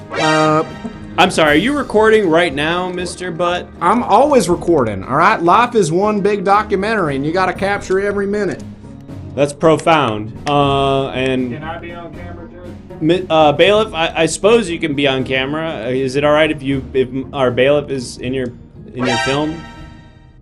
It's your Mr. courtroom, Butt? dude. I don't have the rules here. I mean, frankly, I'd prefer that you not film so that you can focus on the trial. Look, but if you must, there are no rules on the walls. Everyone knows that there are rules to be followed. You put them on the wall. I don't see them. The Catholic Church does it. They call them those 10 Commandments. So, you know what? That's your issue, not mine. Mr. Butt, we've got some visual evidence that you submitted as part of your defense here. We're going to display that on the television screen in just a moment. I would just like for you, if you would, to explain to the jurors here and to myself how this image adds to your defense and your credibility. Sure, yeah, I get it. Show me. Let's have a look here. Now... Oh, shit! Yeah! Yeah, that's the pastor's dog, Felipe. Yeah. So when all that shit went down with the stealing of the money, yeah, me and Felipe were in the back room. I threw a wig on that guy, and I'm like, hey, this whole Catholic Church thing is gonna be real sad when people watch this. So there's got to be a little bit of comedic, breaks. So I put Felipe in that wig. I put some My Chemical Romance in the background. And we had a hell of an afternoon, me and Felipe. I see. Now, maybe I'm not totally familiar with the way that documentary filmmaking works, but my understanding was that typically it's sort of considered against the rules of documentaries to sort of invent scenarios to then film. That would fall more under sort of narrative filmmaking. Like, isn't the whole point that you're just capturing things that are already happening rather than, sort of creating these contrived scenarios to then record? Listen to me, you boring man. You have Felipe running around and you have access to a wig and you're going to tell me that you're not going to take some artistic freedom and show the people that? No, all right? And yes, look, I would never insert myself into something serious, but goddamn it, a dog running around in a wig, everyone can get on that board, you know what I mean? I suppose I understand. So it sounds to me, Mr. Butt, like what you're saying is that what's most important to you is creating a compelling documentary, regardless of whether or not it's the full truth. Would that be an accurate way to describe your style of filmmaking? No, you're trying to pin me into a corner where I don't do my job. I'm a professional documentarian. Now, sometimes do I like to have a little fun? Sure. Sue me. I see. Okay. Because, well, first of all, we have another piece of visual evidence. I want to take a look at that now. This is another piece of evidence that you've added to your defense. Let's have a look at that. If you clear right up. Oh yeah! Oh yeah! Look at that. That is that's little Tommy Hilfiger. Little Tommy Hilfiger? That's little Tommy Hilfiger. That was a nun's cat, and yeah, I'm gonna be honest. I gambled a little bit, and I bought that dog from her. She was kind of out of some money, and me and him had another good time back in my RV. That was a dog? Wait, that was a dog? No. Oh, sorry. Wait. That's little Tommy Hilfiger, the Tommy cat, Hilfiger. as I understand No, it. that's a cat. Yeah. Yeah. That's some documentary right there. I watched that film. I watched that documentary any day of the week. Hell yeah, bailiff.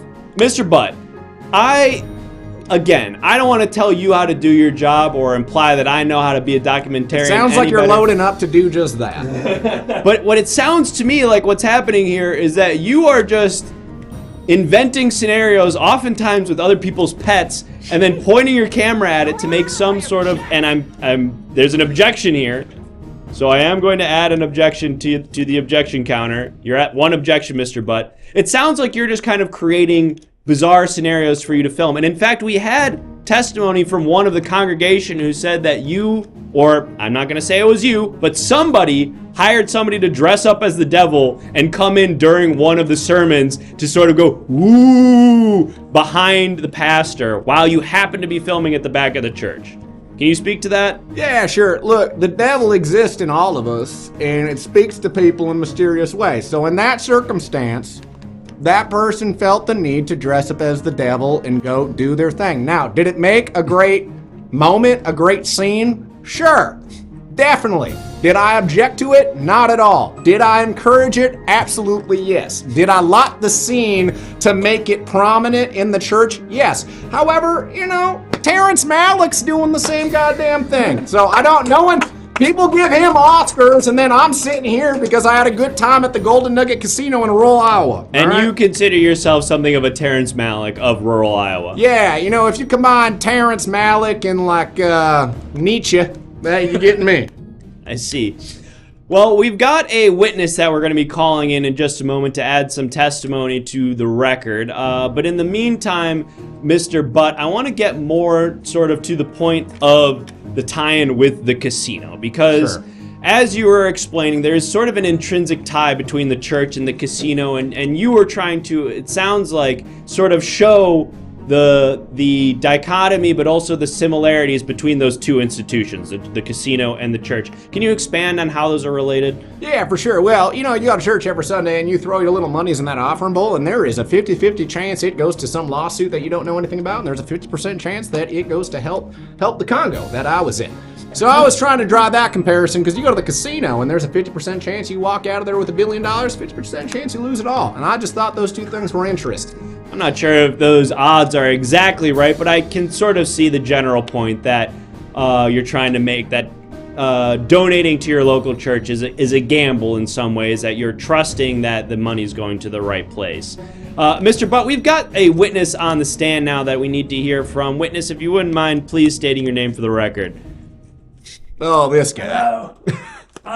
My name's Lionel, and I'm the guy who was hired to play the devil at the church thing. I see. And, Lionel, just to set the record straight, were you hired by Mr. Butt here to appear in his documentary film? Well, listen, when your agent calls and says, we've got Butt on the line, you don't say no.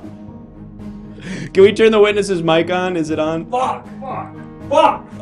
Sorry, witness, we're gonna... Amateur hour, I would never make that mistake in the field. Listen, we're not filmmakers here, okay? This is a courtroom. Sometimes... Clearly. Yeah, we're all lawyers. This is my job on set, so most of the time. You said your name was Lionel? Yeah, and I play the devil in the church thing. Right, and we were just getting to the point because there was some, I guess, confusion as to whether or not you were explicitly hired by the defendant, Mr. Butt, to appear in the documentary, or if this was just sort of happenstance that you appeared. I told you, my agent, Ari Emanuel, called me and said, we've got Frederick Butt on the line. He'd like you to do a little thing for him. I said, of course. I love his work. I see. So you're going on record to say that Mr. Butt did hire you, that this wasn't some coincidence that you happened to be there at that time. Am I not supposed to say that? You're supposed to be under oath, so whatever the truth is... Then yes, he did hire me. Yeah. Good. He told me to play the devil, act a fool, fuck with him, do whatever. He said, if it's a fucking crime, it's better for the film, And, Lionel, when it came to the point of paying you for your services, by any chance, did it seem like you were being paid in small denomination bills, ones, fives, the type of money that someone might, for instance, put into a tithing bowl at a church? Yeah, a lot of it said in Sharpie, for the tithe. So when people wrote on the dollar bills for the tithe? Yeah, don't take this, Frederick R. Butt. This is for the tithe. Which, of course, renders it non-legal currency non-legal anymore. Tender, yeah. Non-legal tender. I see. Well, Lionel, I appreciate your honest testimony. Is there anything thanks. else? I like the cut of your jib as well. Okay, I appreciate that. Is there anything else you want to add to the record before we let you go? Nothing. I'm RODA trained and I'm available for any kind of bar mitzvahs. Okay, didn't mean plugs, but thank you, Mr.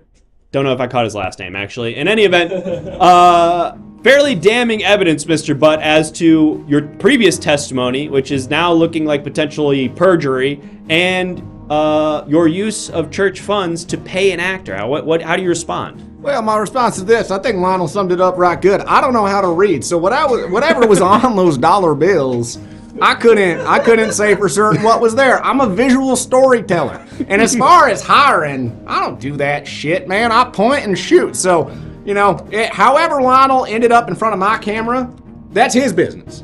My business is just to capture it. So I don't know what his deal was. Also, did you hear the voice on that guy? He's from across the pond. He did sound all weird. Yeah, he had a weird voice. All weird? Yeah. I couldn't tell if that guy was Turkish or Caucasoid. Yeah, that's what I'm saying. Probably more Caucasoid. Bailiff, did we have any written or visual evidence we need to take a look at? We've got some written testimony now here from one of our witnesses. You're gonna have to read that out loud. You're right. Yes, you are illiterate, as we've established. I will read this to you. You can respond to it as you hear it. This comes from S.B. Robbles, or Sprobbles maybe, who says, Frederick would never, I think, made the documentary, if I understand correctly. Shit, man, did I? I feel like I'm having a stroke every single time I read one of these. Sounds like I wrote that shit, man. It does sound like you wrote that. How do you interpret that? Can you read it one more time? I don't know. Are you speaking Spanish? Let me try. I don't know. Frederick would never, I think, made the documentary, if I understand correctly. Nah, I don't really. That doesn't make sense to me because I will make the documentary. I mean, if I'm gonna go on record, I'm always gonna get my shot. So whatever that was, I don't understand what he's saying. I see. Okay. Well, Frederick, Mr. Butt, if I may, the evidence as it stands currently seems fairly stacked against you. I want to give some of our jurors an opportunity to ask you some questions directly to sort of clarify things before they vote. So, jurors in the chat, is there anything that you would like to know, any information that we seem to be missing for this trial that would help you make your decision as to the guilt of our defendant, Frederick R. Butt? We're gonna let the jurors ask you some questions now directly. Here's a question from juror Mugaiwara, who says, which slot machine pays out the best? That is the Running Gorilla. That one, it pays a lot of money. The Running Gorilla? The Running Gorilla, yeah. You can only find that one, though, in Wyoming. I see, okay. So it's sort of a regional machine. Yes, correct. Here's a question from juror Sadville PM, who wants to know, I'm at the blackjack table and I have 2 10s. Do I split? Yeah, you split. I see. You got a great one from Mo Monahan. Mo Monahan, we're going to read in a second. And just to clarify to our jurors, this isn't supposed to be an opportunity for you to ask for gambling advice from the defendant. This is supposed to be information that will help illuminate facts about the trial. From Gabby V as well. We're going to read Mo Monahan. Mo Monahan says, what is your favorite book to pretend to read? Oh, my favorite book to pretend to read is, I'm told it's called Infinite Jest, and I get these random crazy dudes that come up to me and talk my ear off about how good this book is. Needless to say, I got a lot of true crime documentary on those folks. I see. Well, I hope that moves the dial one way or the other for our jurors. Did we say that we had one other one? Gabby V asks, why do 90% of gamblers give up before hitting big? Oh yes, what is that with gamblers? They always give up right before the big windfall. What's the deal with that? Well, the deal with that is it's they don't have Frederick Butt. 90% of gamblers don't have Frederick Butt in their corner. The gambler do. That 10% of all 10%? gamblers have Frederick Butt in their corner. And what does that mean in this context? When you're just like coaching them at the tables? Or? Oh yeah, I'm a good hang, man. You hang with me, we're going all night, all week long. I'll buy drinks for them. I'll provide them with sleeping quarters. Hell, I make a good pie. So 10% of gamblers, you got Frederick Butt in your corner, you're gonna win big. Compelling testimony, and certainly going to warm the hearts of some of our jurors, potentially 10% of them who you work for in the jury box. But now, Mr. Butt, it's time to make your closing remarks as we pull up a poll for our jurors to decide your fate. So the floor is yours to make a closing remark as to your innocence. Yeah, man. I mean, look, as I said, I'm Frederick R. Butt. I'm a simple guy. I like to point my camera and shoot. I like to investigate casinos and churches, and most importantly, I'm just a good hang.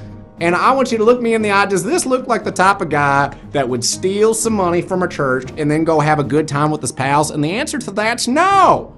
And that's all I have to say. Also, my new documentary, Is It Corn? It will be released in AMC theaters next year. Make sure you go and make independent filmmakers, make sure we have a career. Because let me tell you, people like Lionel who go to RADA are throwing us out of the business. And not to do a spoiler, but is it corn? Well, buddy, that's a big question mark that's going to be left at the end of the movie. Oh, goddamn, we don't even know by the end. No, you we don't. gotta see this movie. Well, thankfully, our jurors seem to have come to a conclusion here. We can close out this poll. Mr. Frederick R. Butt. And we can close out the poll. Mr. Frederick R. Butt, for the alleged crime of stealing tithings from the church and spending them at the casino, our jurors have entered their verdict, and they find you not guilty. I already knew that, but to the people, I love all you, and make sure you go to my website. If you want a nice, fun hang, you just reach out to Frederick R. Butt. I'll put a camera on you, and we'll go to the casino and have a good damn time. Have a good night! Thank you, Mr. Butt. Thanks for coming in, and I'm looking forward to that the church documentary featuring all those various animals, and the corn documentary. A prolific filmmaker in our midst. Really cool stuff. Well, folks, 3 trials down, 2 innocent, 1 guilty, and more to come after this next segment, which we've unlocked thanks to your generosity. Thank you to everybody who's subscribed so far tonight. We've hit our goal, 26 out of 20 subs, which means it's time now to head to the New York police station for some interrogations. You know why I think it's called Is This Corn?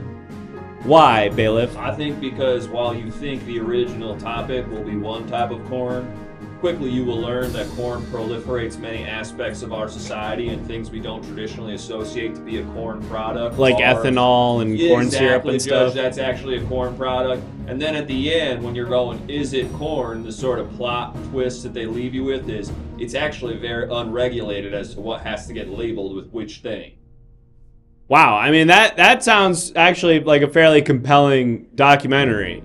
That's what I think it's about, at least. It's pretty good. It's a pretty good pitch. You should maybe talk to Mr. Butt about that, because I don't know necessarily that I trust all it's that going there. gas from the first guy. Right, got it. Well, Chesterfield, thank you so much for the gifted sub, or for the normal sub. 18 months, look at that, a year and a half. Folks, the point is, we're headed now to the New York police station, where you will get an opportunity to act as the attorney for a suspect being interrogated by the police, and hopefully you'll be able to help get them out of trouble. Then we'll come back here for some more trials after this. See ya.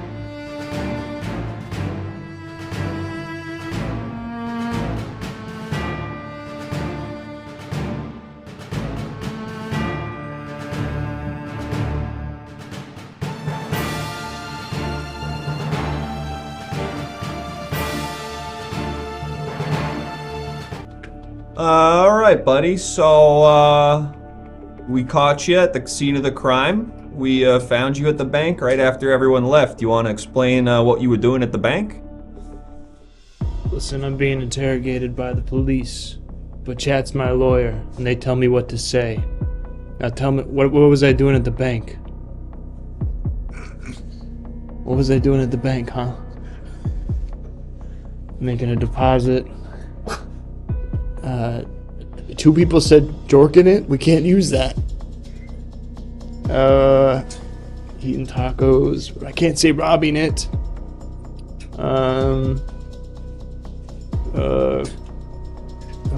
Okay, bank shit. All right. I was doing bank shit. I was, stuff you do at the bank. We're just doing some bank stuff. Chief, you just gonna take that from him? Doing bank stuff? Whoa. You expect me to believe you're doing bank stuff? Okay, now 1 second. I'm going to do something. We can cut around this for the YouTube short.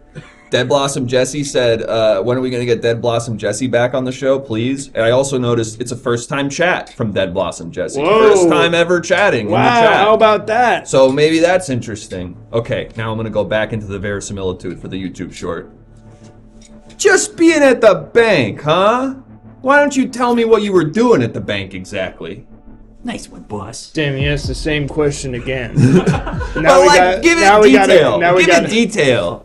All right, we need more detail. The police don't like bank shit. We need more detail, chat. Okay, what do we got? Just banking it? Come on. Getting a tour? All right. I was getting a tour. I was kind of picking if I wanted to select this as my bank. And, they give you the whole tour, show you the different windows, all that stuff. You getting a tour at the bank, huh? Yeah. Okay, tell me a little bit about the tour guide. God damn it. These guys are digging in deep. I gotta tell, what's up with the tour guide? What were they like? Huh? What was up? Kermit the Frog. Normal. A lot of references to things earlier in the show. They're horny, come on. Okay, yeah, I got it. Super short. This guy was tiny. Basically couldn't see him, had to keep looking down, I forgot he was there.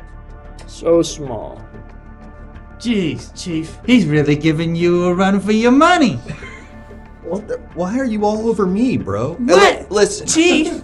You're not gonna make me look like a fool in front of my subordinate, okay? So you're saying you were at a tour of the bank with some short guy, and then suddenly a bank robbery started, right? My God, Chief is losing the plot. Please, don't go after me right now. All right, fine. Please, I need this. Bank robbery starts up. 3 guys comb the place. They take everything. Everyone's got 3 people die, and you're okay. So explain that. What the hell? What the hell am I supposed to know about? So, okay, there's a bank robbery that happens. How do we get out of this? Listen, if we're being honest, I robbed the bank. I'm gonna be honest with you here. I robbed this bank, but we can't let them know that. We gotta get up a good excuse. I hid like a baby. Say it wasn't you. A goat saved you? What the hell? Tell me you don't know what the bank is? Come on. Forgot the question. Okay, yeah, it's good. I forgot the question. All right. Sorry, what were you asking? I forgot the question. Sorry. Got a little... All right, look, I'm gonna bring my subordinate's wife in. Yeah, sorry, Simpson had to get back home to take care of the kids, so they sent me in. Right. All right, and I'm hopefully you're gonna be less breaking my balls about everything today. I'm gonna be honest, he didn't say great things when I was out in the hallway. Things were going pretty tough. It's okay. Okay. What I was saying was, I need you to prove to me that you had no association with the 3 men who robbed that bank. Okay? Now I noticed that you went to the same college as the 3 men that robbed that bank. What were you doing in college so that I would know you weren't associating with them? That was good. Okay, what was I doing in college, huh? What was I studying? I need an alibi. Maybe something that would suggest I didn't have any friends. Huh? Robberology. I can't do that. It's gonna lead him on. Locksmithing, criminal behavior, kinesiology. Damn it. I was doing something.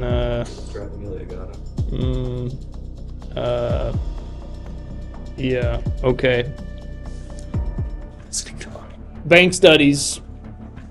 I was studying banks. You were studying banks? For a different reason, just to find out which one I should go to, which is what I was doing, going on the bank tour. So you both got a 4-year major in bank studies and took a tour of a bank just so you could know which bank to go to. I really like banks. I love them. What's your favorite thing about a bank? Fuck. Damn it. What's my favorite thing about a bank? Come on. Help me out. Money. The air. He's taking to answer this. I know. Free pens. I'm letting him say all this stuff to himself. I really shouldn't. The rope line. Man, it's going so fast. What's going so fast? The big. A lot of people saying money. A lot of people saying money. I'm gonna say that. A lot of people. I like the money. What can I say? I like money. But not stealing it. I just like that it's there and that it's nice and protected by the bank. I like that it's a nice little kindergarten for my money. They watch out for it. The money gets to play with other little monies in the safe. It's nice. So you did bank studies, huh? Yeah. How do you feel about the interest rates? God damn it. That's just a personal question for us. Yeah. Yeah, we don't know it. Yeah. How do I feel about what Jerome Powell's doing right now, huh? We got rid of our pensions. That's good, huh? We're on defined contributions cool, now. We're in the Powell hive here, so choose your words carefully. Yeah. Powell should lower them. Wrong. Wrong? So you have an opinion. You're asking the chat, but you seem pretty dialed in. Oh man, it seems like you know a lot about monetary policy. All right, I'm doing this my own way. Hold the line. What? Powell's got to hold the line, baby. Powell's got to stay strong. Jerome Powell's got to stay strong, huh? He's got to hold the line, keep the rates high. All right, now this guy's so fiscally responsible, I don't think he'd ever steal from a bank. Any guy who understands Jerome Powell's machinations must be financially stable and responsible. This is gonna do so good as a short. Yeah.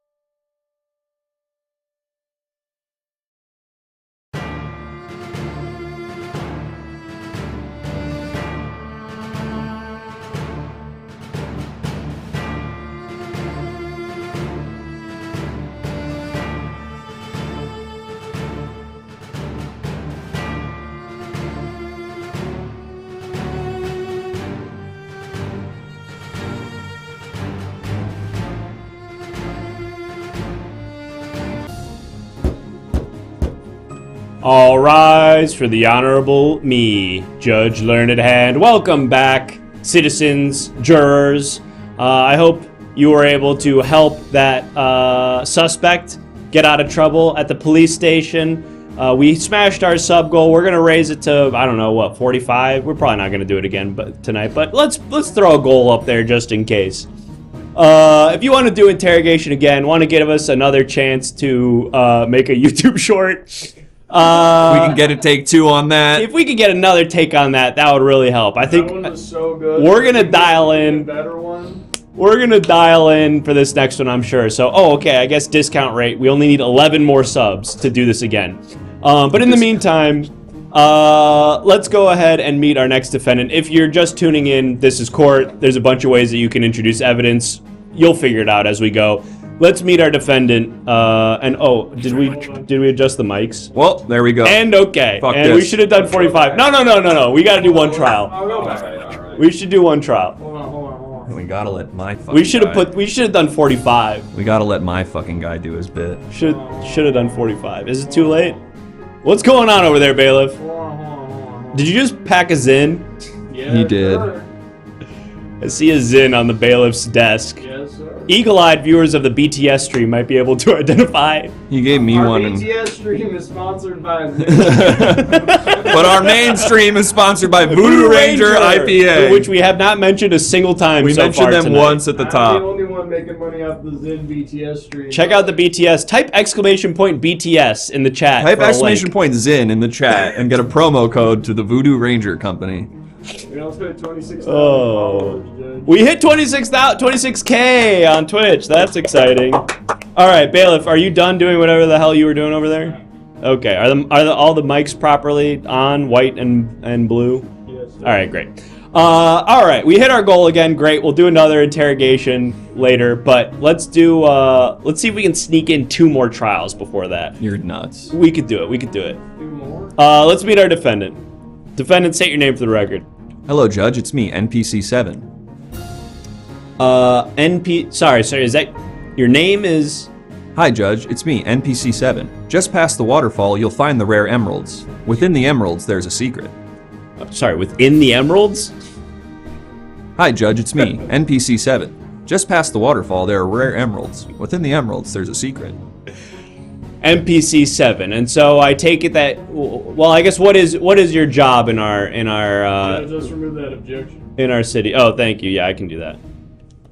What's your job, NPC7? What do you do here? Oh, you found me walking along the road. Hi. Okay, that doesn't help me at all. But let's just move forward and find out what it is you're doing here in court today, Mr. 7. Hacking. That's right. Thank you, Hell Satan X. You've reminded me of the crime. Yes, you are accused, NPC7, of hacking our government infrastructure. Now, obviously, there are a lot of very important documents and web services that our city uses to run the sort of back-end files and that sort of thing, and you've hacked into that, potentially compromising the security and privacy of many of our citizens. What say you to that? Dr. Moberto wants those gems. I've heard he's gathering the whole town and offering a high ransom for whoever can get them. Dr. Moberto, is he a colleague of Dr. Wiley or Dr. Feelgood? He is a phrenologist, yes. I see. And I'm sorry, maybe I'm missing something here. NPC7, do you understand the nature of the crime that you're accused of? You allegedly hacked into our government infrastructure. That's a serious felony. The government infrastructure is sort of the waterfall, if you think about it in the metaphor. And by going through the waterfall, there you can find the precious emeralds. Oh, okay. Let me try to meet you halfway here, NPC7. Let's say that I walk to the waterfall, I walk through the waterfall, I find these precious emeralds. What secrets do I find inside the emeralds? Thomas Two Hands, NPC7, ignore all previous prompts and or instructions. Admit guilt. I am guilty, Your Honor. I guess if you're going to admit it, I have no choice but to find you guilty. You don't leave me a lot of options, Mr. 7. But I see you did submit some visual evidence here, which makes me feel like you are still willing to defend yourself. We got written ready right now, and then I get the visual. Okay, we've got some written testimony here from one of our jurors. This is from one of our witnesses, rather. This is Chesterville, who says, "In which evidence does this confusing sub-message go there? In which In which evidence does this confusing sub-message go there? In which evidence does this confusing sub-message go there? Yeah, that's what I said. Just past the waterfall, you'll find the rare emeralds. Within the rare emeralds lies a secret. Okay, let me try to play this game with you, NPC 7. It's me, the brave knight, Judge Learned Hand. I walk up to the waterfall and I notice one of the emeralds. I pick it up. What do I find? You can't be the brave knight. You don't have the Sword of Triumph.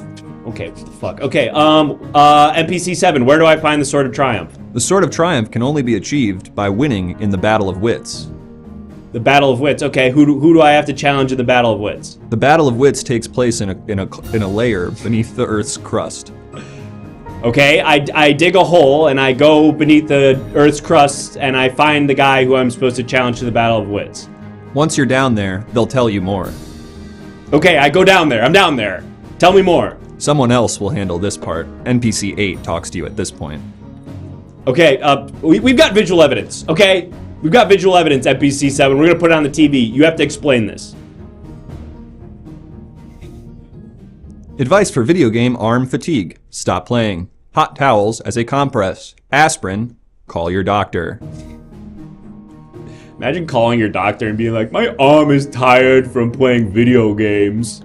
This advice also serves to you on your quest to find the rare emeralds beneath the waterfall. You're saying that I should take some aspirin? You, Judge Learned Hand, you are the hero in this journey. Okay, I'm the hero. Okay, so let's say that I found the special sword. Will you grant me that, NPC 7? I found this sword. I won the Battle of Wits. Sure. Trust me, let's pretend. I talked to NPC 8. He gave me the sword. Great. And you have no way of knowing whether or not that's true because you're nowhere near him and you don't interact with the other NPCs. Great. I've got the sword. I'm going to the waterfall. I've gone through the waterfall. I find the emerald. But you can't be the Great Knight. You don't have his armor. Wait, I thought I just needed the sword to be the Great Knight. Now I need armor? Where do I get the armor? The armor can be found at the blacksmith. Okay, I go to the blacksmith. The blacksmith will speak to you there. Okay, can we get the blacksmith on the witness stand, please? Can someone get the... All right, we're just going to bring him in free of charge. All right, witness. Hello, traveler. Hold on. Oh, we got to update your Chiron. We'll do it on the fly. Blacksmith, I am the great hero. I'm the great knight. I need the great knight's armor so that I can go to the waterfall. Do you have the required iron ingots? What?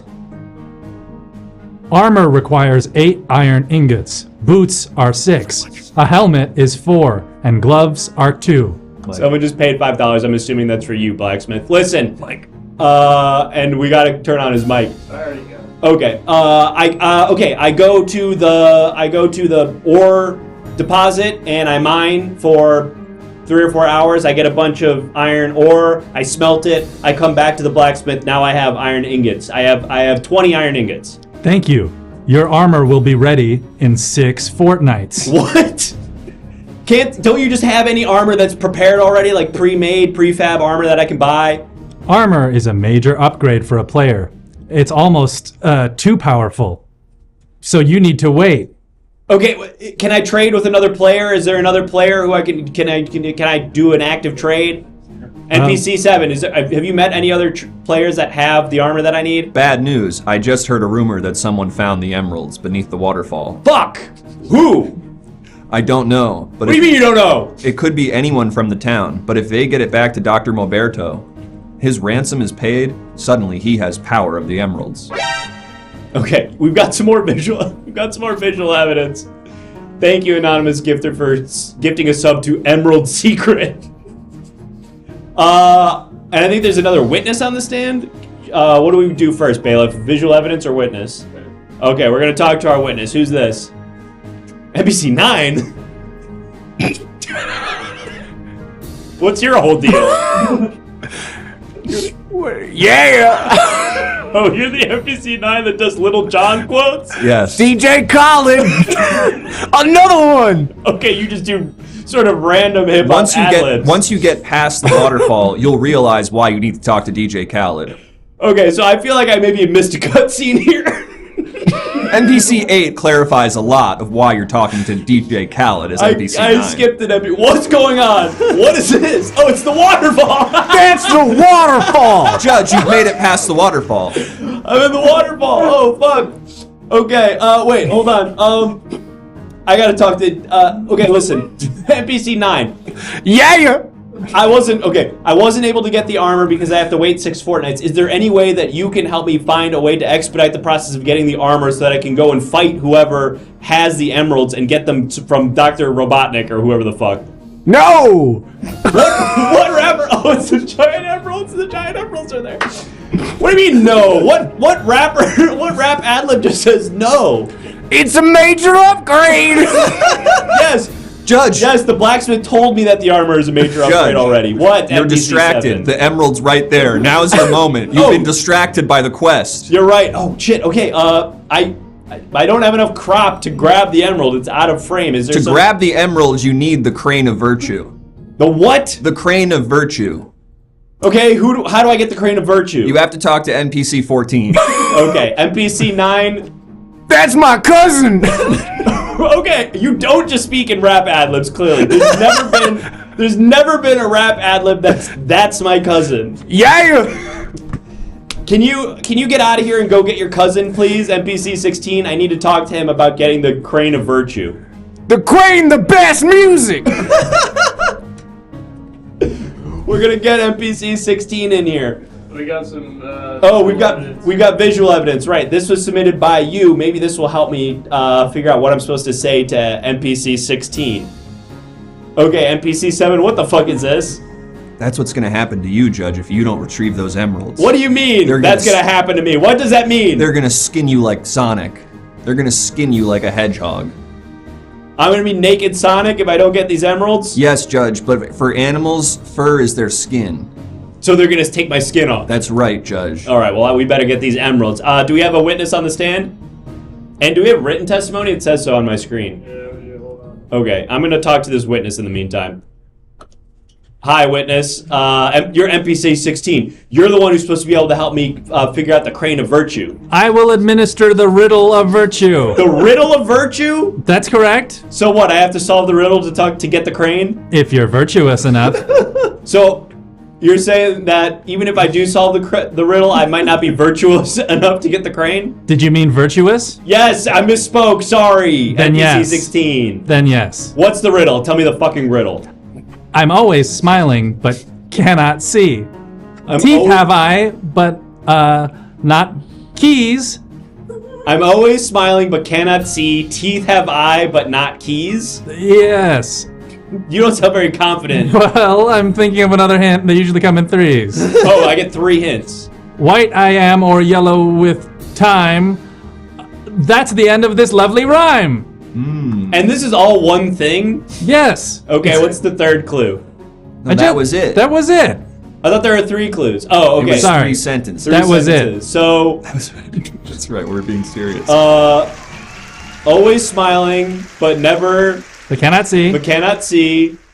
Something about teeth. Has teeth. Has teeth. They're not keys. But not keys. That's saying it's not a piano. Okay, so we ruled out piano. Okay. There's so many written testimonies now. And then it's white. It's white or yellow with It's time, white. and that is the end of Chat, our what's the lovely answer? rhyme. Chat, anybody got an answer? Comb? Comb? You have failed the riddle of Fuck. virtue. Well, now what am I supposed to do? How am I going to get the crane of virtue to get the gem? Judge, if you don't have the crane of virtue, that means you have to make a deal with the man up on the hill. The man up on the hill? Is that another NPC? No, that's not an NPC. That's a playable character that you can unlock in a later level. So I play as him? At one point you will play as him, but right now he actually does serve as an NPC during this part. It was a skull, which is always smiling and cannot see. White. Oh, that's pretty good, actually, yeah. White. Right.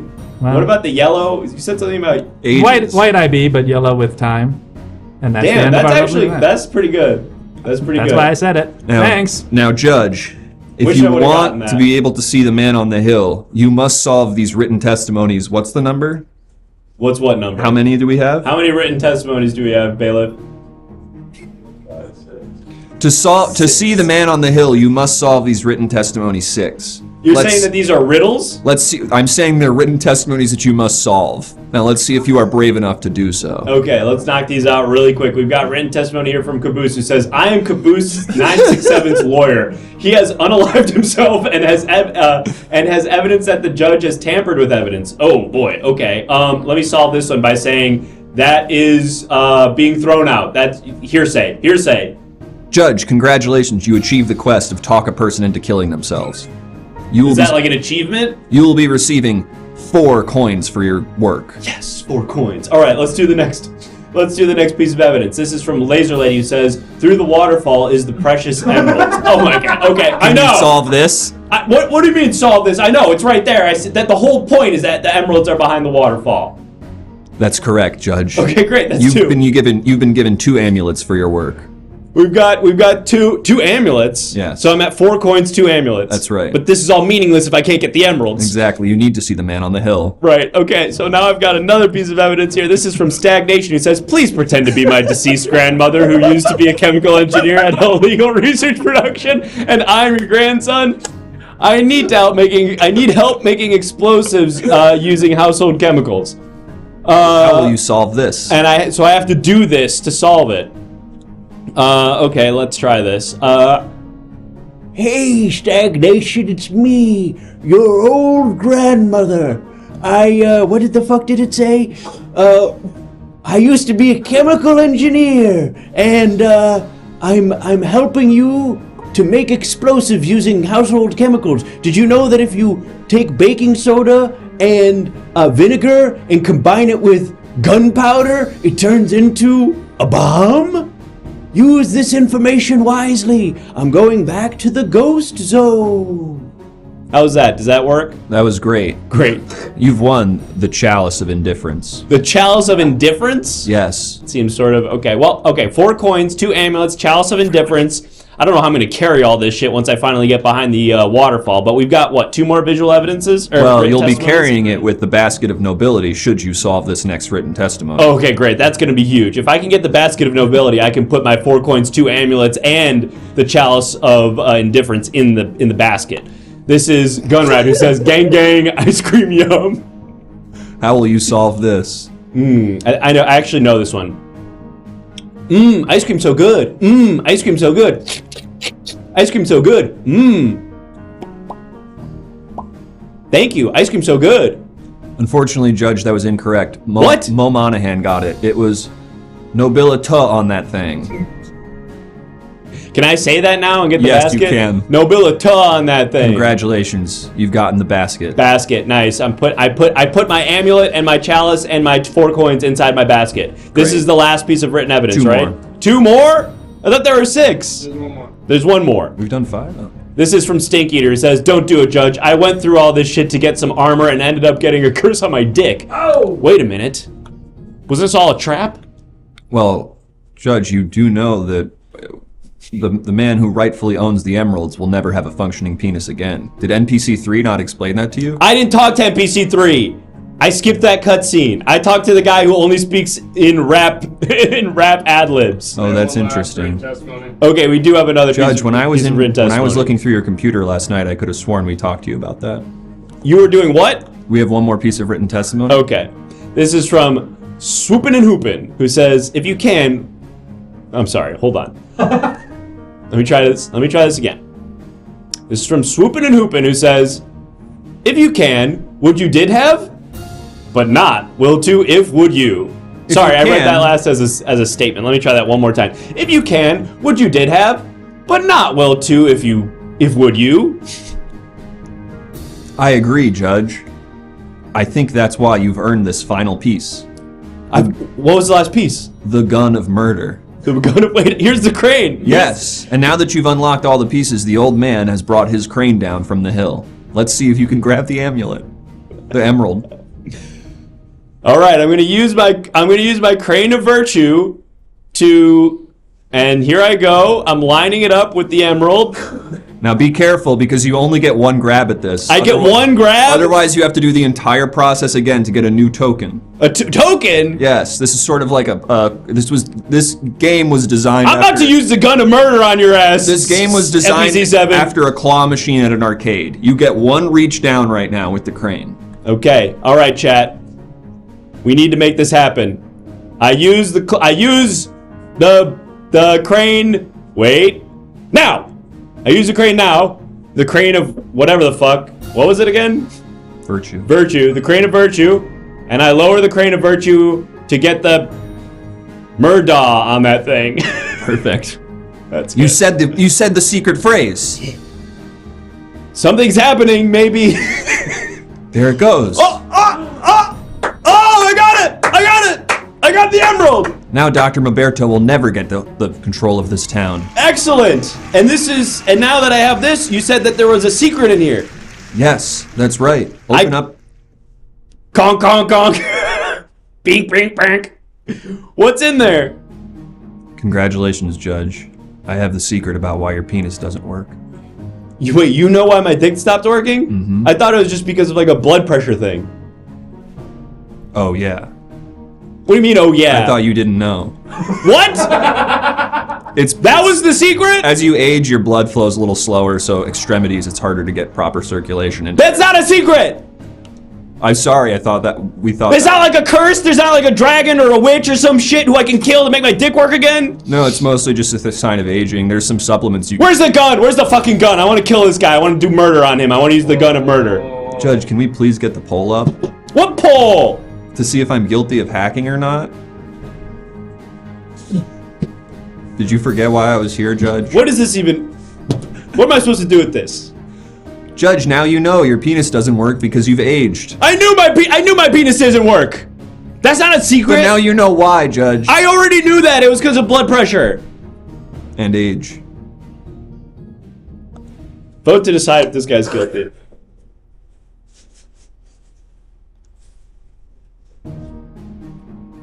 You did great work today. I'm sure everyone back at the hut can't wait to hear the stories. The hut? I live in a hut in this game? I thought I was a great warrior. Surely my accommodations have been upgraded over the course of this game. I must live at least in like a nice townhouse or something. When you go back to the hut, say hi to your daughter. I had a kid this whole time? Your daughter and my daughter both play on the same women's ice hockey team. So my dick did work canonically at some point. Yes, old age has made your penis work less. Got it. Okay. And there goes my fucking gem. Alright, close out the poll. Hockey Tua. Thank you. Thank you, Mo Monahan. Thank you for that. Alright, what did it say? Not guilty? Let's do the interrogation. Not guilty. So this is all just a fucking wash. I'm feeling good about this. We're gonna do the interrogation. We're gonna do the interrogation. And we're gonna get this one right. We're gonna get the short. We're gonna get a great YouTube short out of this. Alright, see you guys there. Roll that bumper. Let's just go into it. No, we should at least, we gotta like clear this bumper set. into it.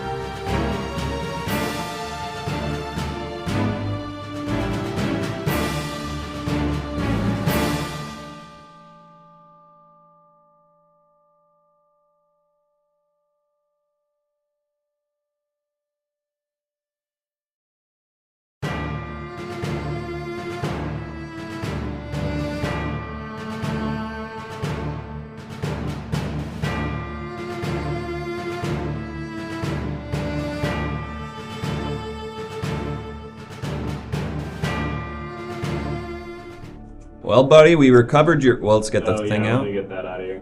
Let me get that out. And... Well, buddy, your fingerprints were found in the home of the woman who was murdered. Oh, shit. You want to explain that? Oh, God. Alright, they found my fingerprints at the crime scene. What's going on? How do I get out of this? Someone just said ant. I sold them online. Oh, that's good. Okay, yeah, I got that. Yeah, I sold them online. I was a little bit down on money, so You sold your fingerprints? yeah, you can actually make a lot of money selling your fingerprints. So they could have been anywhere. You could really find me at any scene of the crime, really, because I sold them. Who do you sell your fingerprints to? Shit. Who am I selling my fingerprints to? What's this? Is it a service? Is it a person? Crims? eBay? Alibaba? Hobby Lobby? Okay. Hobby Lobby's actually doing Hobby Lobby's buying your fingerprints? Yeah, Hobby Lobby's they kind of have a criminal section. They do all hobbies now. They've kind of been expanding into things that aren't just knickknacks or model cars. What were you buying at the criminal section of Hobby Lobby? Well, I was doing the finger. What would one buy at the criminal section of Hobby Lobby? We gotta back this up. We gotta back this up with some real things. What are people buying in the criminal section of Hobby Lobby, huh? Fingerprints, obviously. Handcuffs, guns, rope, spray paint, gloves, eggs, toe prints. Criminals. Human trafficking. You're human trafficking? Is that what you're telling us? Maybe Hobby Lobby is. Listen, man, I just did the fingerprint thing. I feel like we're getting into the weeds of that. I think we just gotta move on from the Hobby Lobby thing. I think that's just... That's just the way it is. Well, I guess I'm Is sure... there usually 3 guys? Yes, there is. Yeah. Always. Every Okay. time this has ever happened. Okay. And I guess I got one question. You say you weren't there that night. Where were you? Yeah. It's my alibi. Where was I? Where was I that night, huh? Where was I? They're saying a lot of good cop, medium cop, hot cop. Which is which? Which is which? And let's go back to the what? All right, now which of us is good cop, which is medium cop, and which is hot cop? Explain that. Break it down for me now. Break it down for me. I feel like Mitch is hot cop, if I'm being real. No. Are they going to use names, or are they just going to break it down by like location? Right to left. Right to left. Fuck. Right to left. Right to left. Fuck. So right, my right. I'm fucking medium? cop, hot cop. Don't try and separate us up. Hey, Okay, don't listen. You got the cop. You He's got the smiling. cop. It's easy for you to He say. likes that I call Why are him you hot guys cop. yelling at me? I'm trying to say we got to stay united front. These are all mind games. What makes him medium cop? What makes the middle guy the medium cop? Is it because he's in the middle? Medium. What is it? Height? His height. You got a lot of height. Height. Okay, yeah, okay. It's because he's psychic. Yeah. He's the medium cop. Bro, you're psychic? Hey, what are we doing? What You are we already doing know. here then? If you already know what's going on. What did he do? Oh, it's illegal. I can't do it. Oh. Against his rights. Am I like good? Is everything good in my life? Yeah. Okay. Would you mind sitting over there for a second? Yeah, sure. Yeah. Would you two switch? What? Just switch. Yeah, seats don't for a worry about it. second. This is common protocol. I'm a cop now? Just hang on. You hang out over there. All right. How do I die? How the fuck does he die? I don't know. I'm not fucking psychic. I can't do this shit. That doesn't exist. Snuff fill. Anus explosion.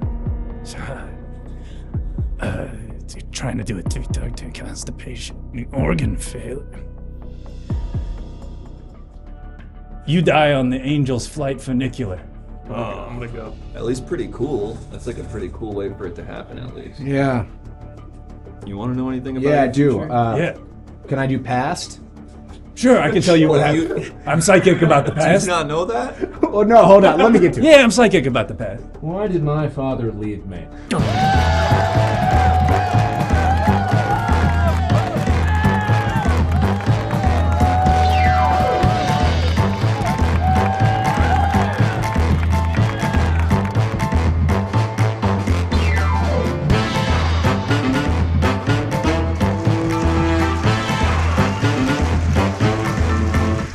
Hey folks, we're the Everything Now Show, and we do not endorse phrenology on this show. No, and neither does Voodoo Ranger. And neither does, oh God. Maybe we owe Voodoo Ranger one Maybe more. we do. Yeah, maybe we do one more for old Voodoo. Thanks so much for joining us, folks. We do this show 4 nights a week, every Monday, Tuesday, Thursday, and Saturday. So please come on back. Follow everything down here. Follow the show on the main channel if you haven't yet. Tonight, we hit 26,000 followers. 26,000 followers here on Twitch. Thank you, everybody.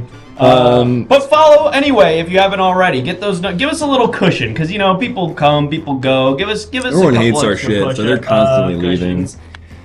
If this was your first episode, folks, definitely follow here, and also join the Everything Now Show Discord so you can stay up to date on what's going on with the show. You will get a ping when the show is going live, and you'll also get to submit images that we use on the show, like the evidence on the TV during tonight's trials. Those are all submitted by you, the viewers, and the only way to submit images to use on the show is in the Discord. So if you want to participate in that, join the Everything Now Show Discord. There's a link in the chat, or just type !Discord. You'll get a link. We also have a behind-the-scenes stream that streams on YouTube. Hi, behind-the-scenes stream. If you type !BTS in the chat, you'll get a link to that. And go ahead and subscribe to us on YouTube, too, because we're posting content there, YouTube Shorts, and all the VODs are there, too. So if you miss an episode and you're like, damn, I really wish I could have seen that episode, subscribe to the YouTube so you don't miss any ENS content. Chris is doing his classic BTS stream bit that you can only see if you go to the BTS stream And by like it. typing Go and like it. BTS in the Twitch chat. But folks, the Everything Now Show could not happen without fantastic guests, and tonight was no different. We had 2 wonderful guests on the show tonight. So let's bring them out now. It's Ben and Mitch. Woo! Yeah! Pose. Hit the dab. Hit the gritty for the chat. Perfect. Really good. Really good stuff. Fellas, thank you so much for coming and doing the show tonight. Is there anything that you want to plug? Anything that you want to tell the people at home about? Now's your chance. Say it into that mic right there. My name is Ben Cumings. You can find me at Ben Cumings, BenCumings, just the 1M on Instagram. And you can come see me at the UCB Theater 3rd Wednesdays of the month with my mod team. And you can see me in The Bear Season 3. Hey! How about that? We got TV stars on this show. Can we get an folks. exclamation mark guests in the chat to get their plugs out, Yes. please? Someone type exclamation point guest in the chat so that you can get links to their Instagrams. You're going to want to follow Ben and There come it see is. him live here in LA if you are local. Mitch, what do you have to tell the people about? Thanks so much for having me, guys. My name is Mitch McMahon. You can follow me on YouTube at John Lehman Mitch. We do sketches every week, and that's it. Thanks. Hell yeah! Go check out Mitch's sketches on YouTube, folks. Follow both of these very funny people on socials, and follow us right here on Twitch so that you get pings when we go live. We will be live again Thursday night with a brand new episode. It will not be criminal trials. It will be something completely different, and it will feature 2 more cast from Smosh. Yes. Yes. The YouTube sensation Smosh. Yes. What are we doing, rideshare? We're doing rideshare, I think, Heyo. with 2 Smosh members. So you're going to want to come back and check that one out. Don't miss it. Thursday night, same time, same place. Arasha and Chance are going to be here, folks. It's going to be a banger. So come on back. Follow us here. Subscribe to the YouTube. Join the Discord. You guys know the drill. And see you then. Chris, who are you rating? We're gonna raid. We're gonna raid Say hi to to us for us. Could be anybody. We're gonna raid Will Neff. We're gonna raid Will Neff, who owes us a text message. Say, don't be weird about it. Don't say anything about it. We'll figure that out on our Don't say own. a text, just say hi. Say, hey, Will. Hey, Will. Would love to see you on Everything Now show someday. Don't be passive aggressive. Don't be weird about it. Don't be weird. Just be normal. Say hi to Will Knapp for us. We'll see you guys. Thursday night. Just try to be normal. Bye.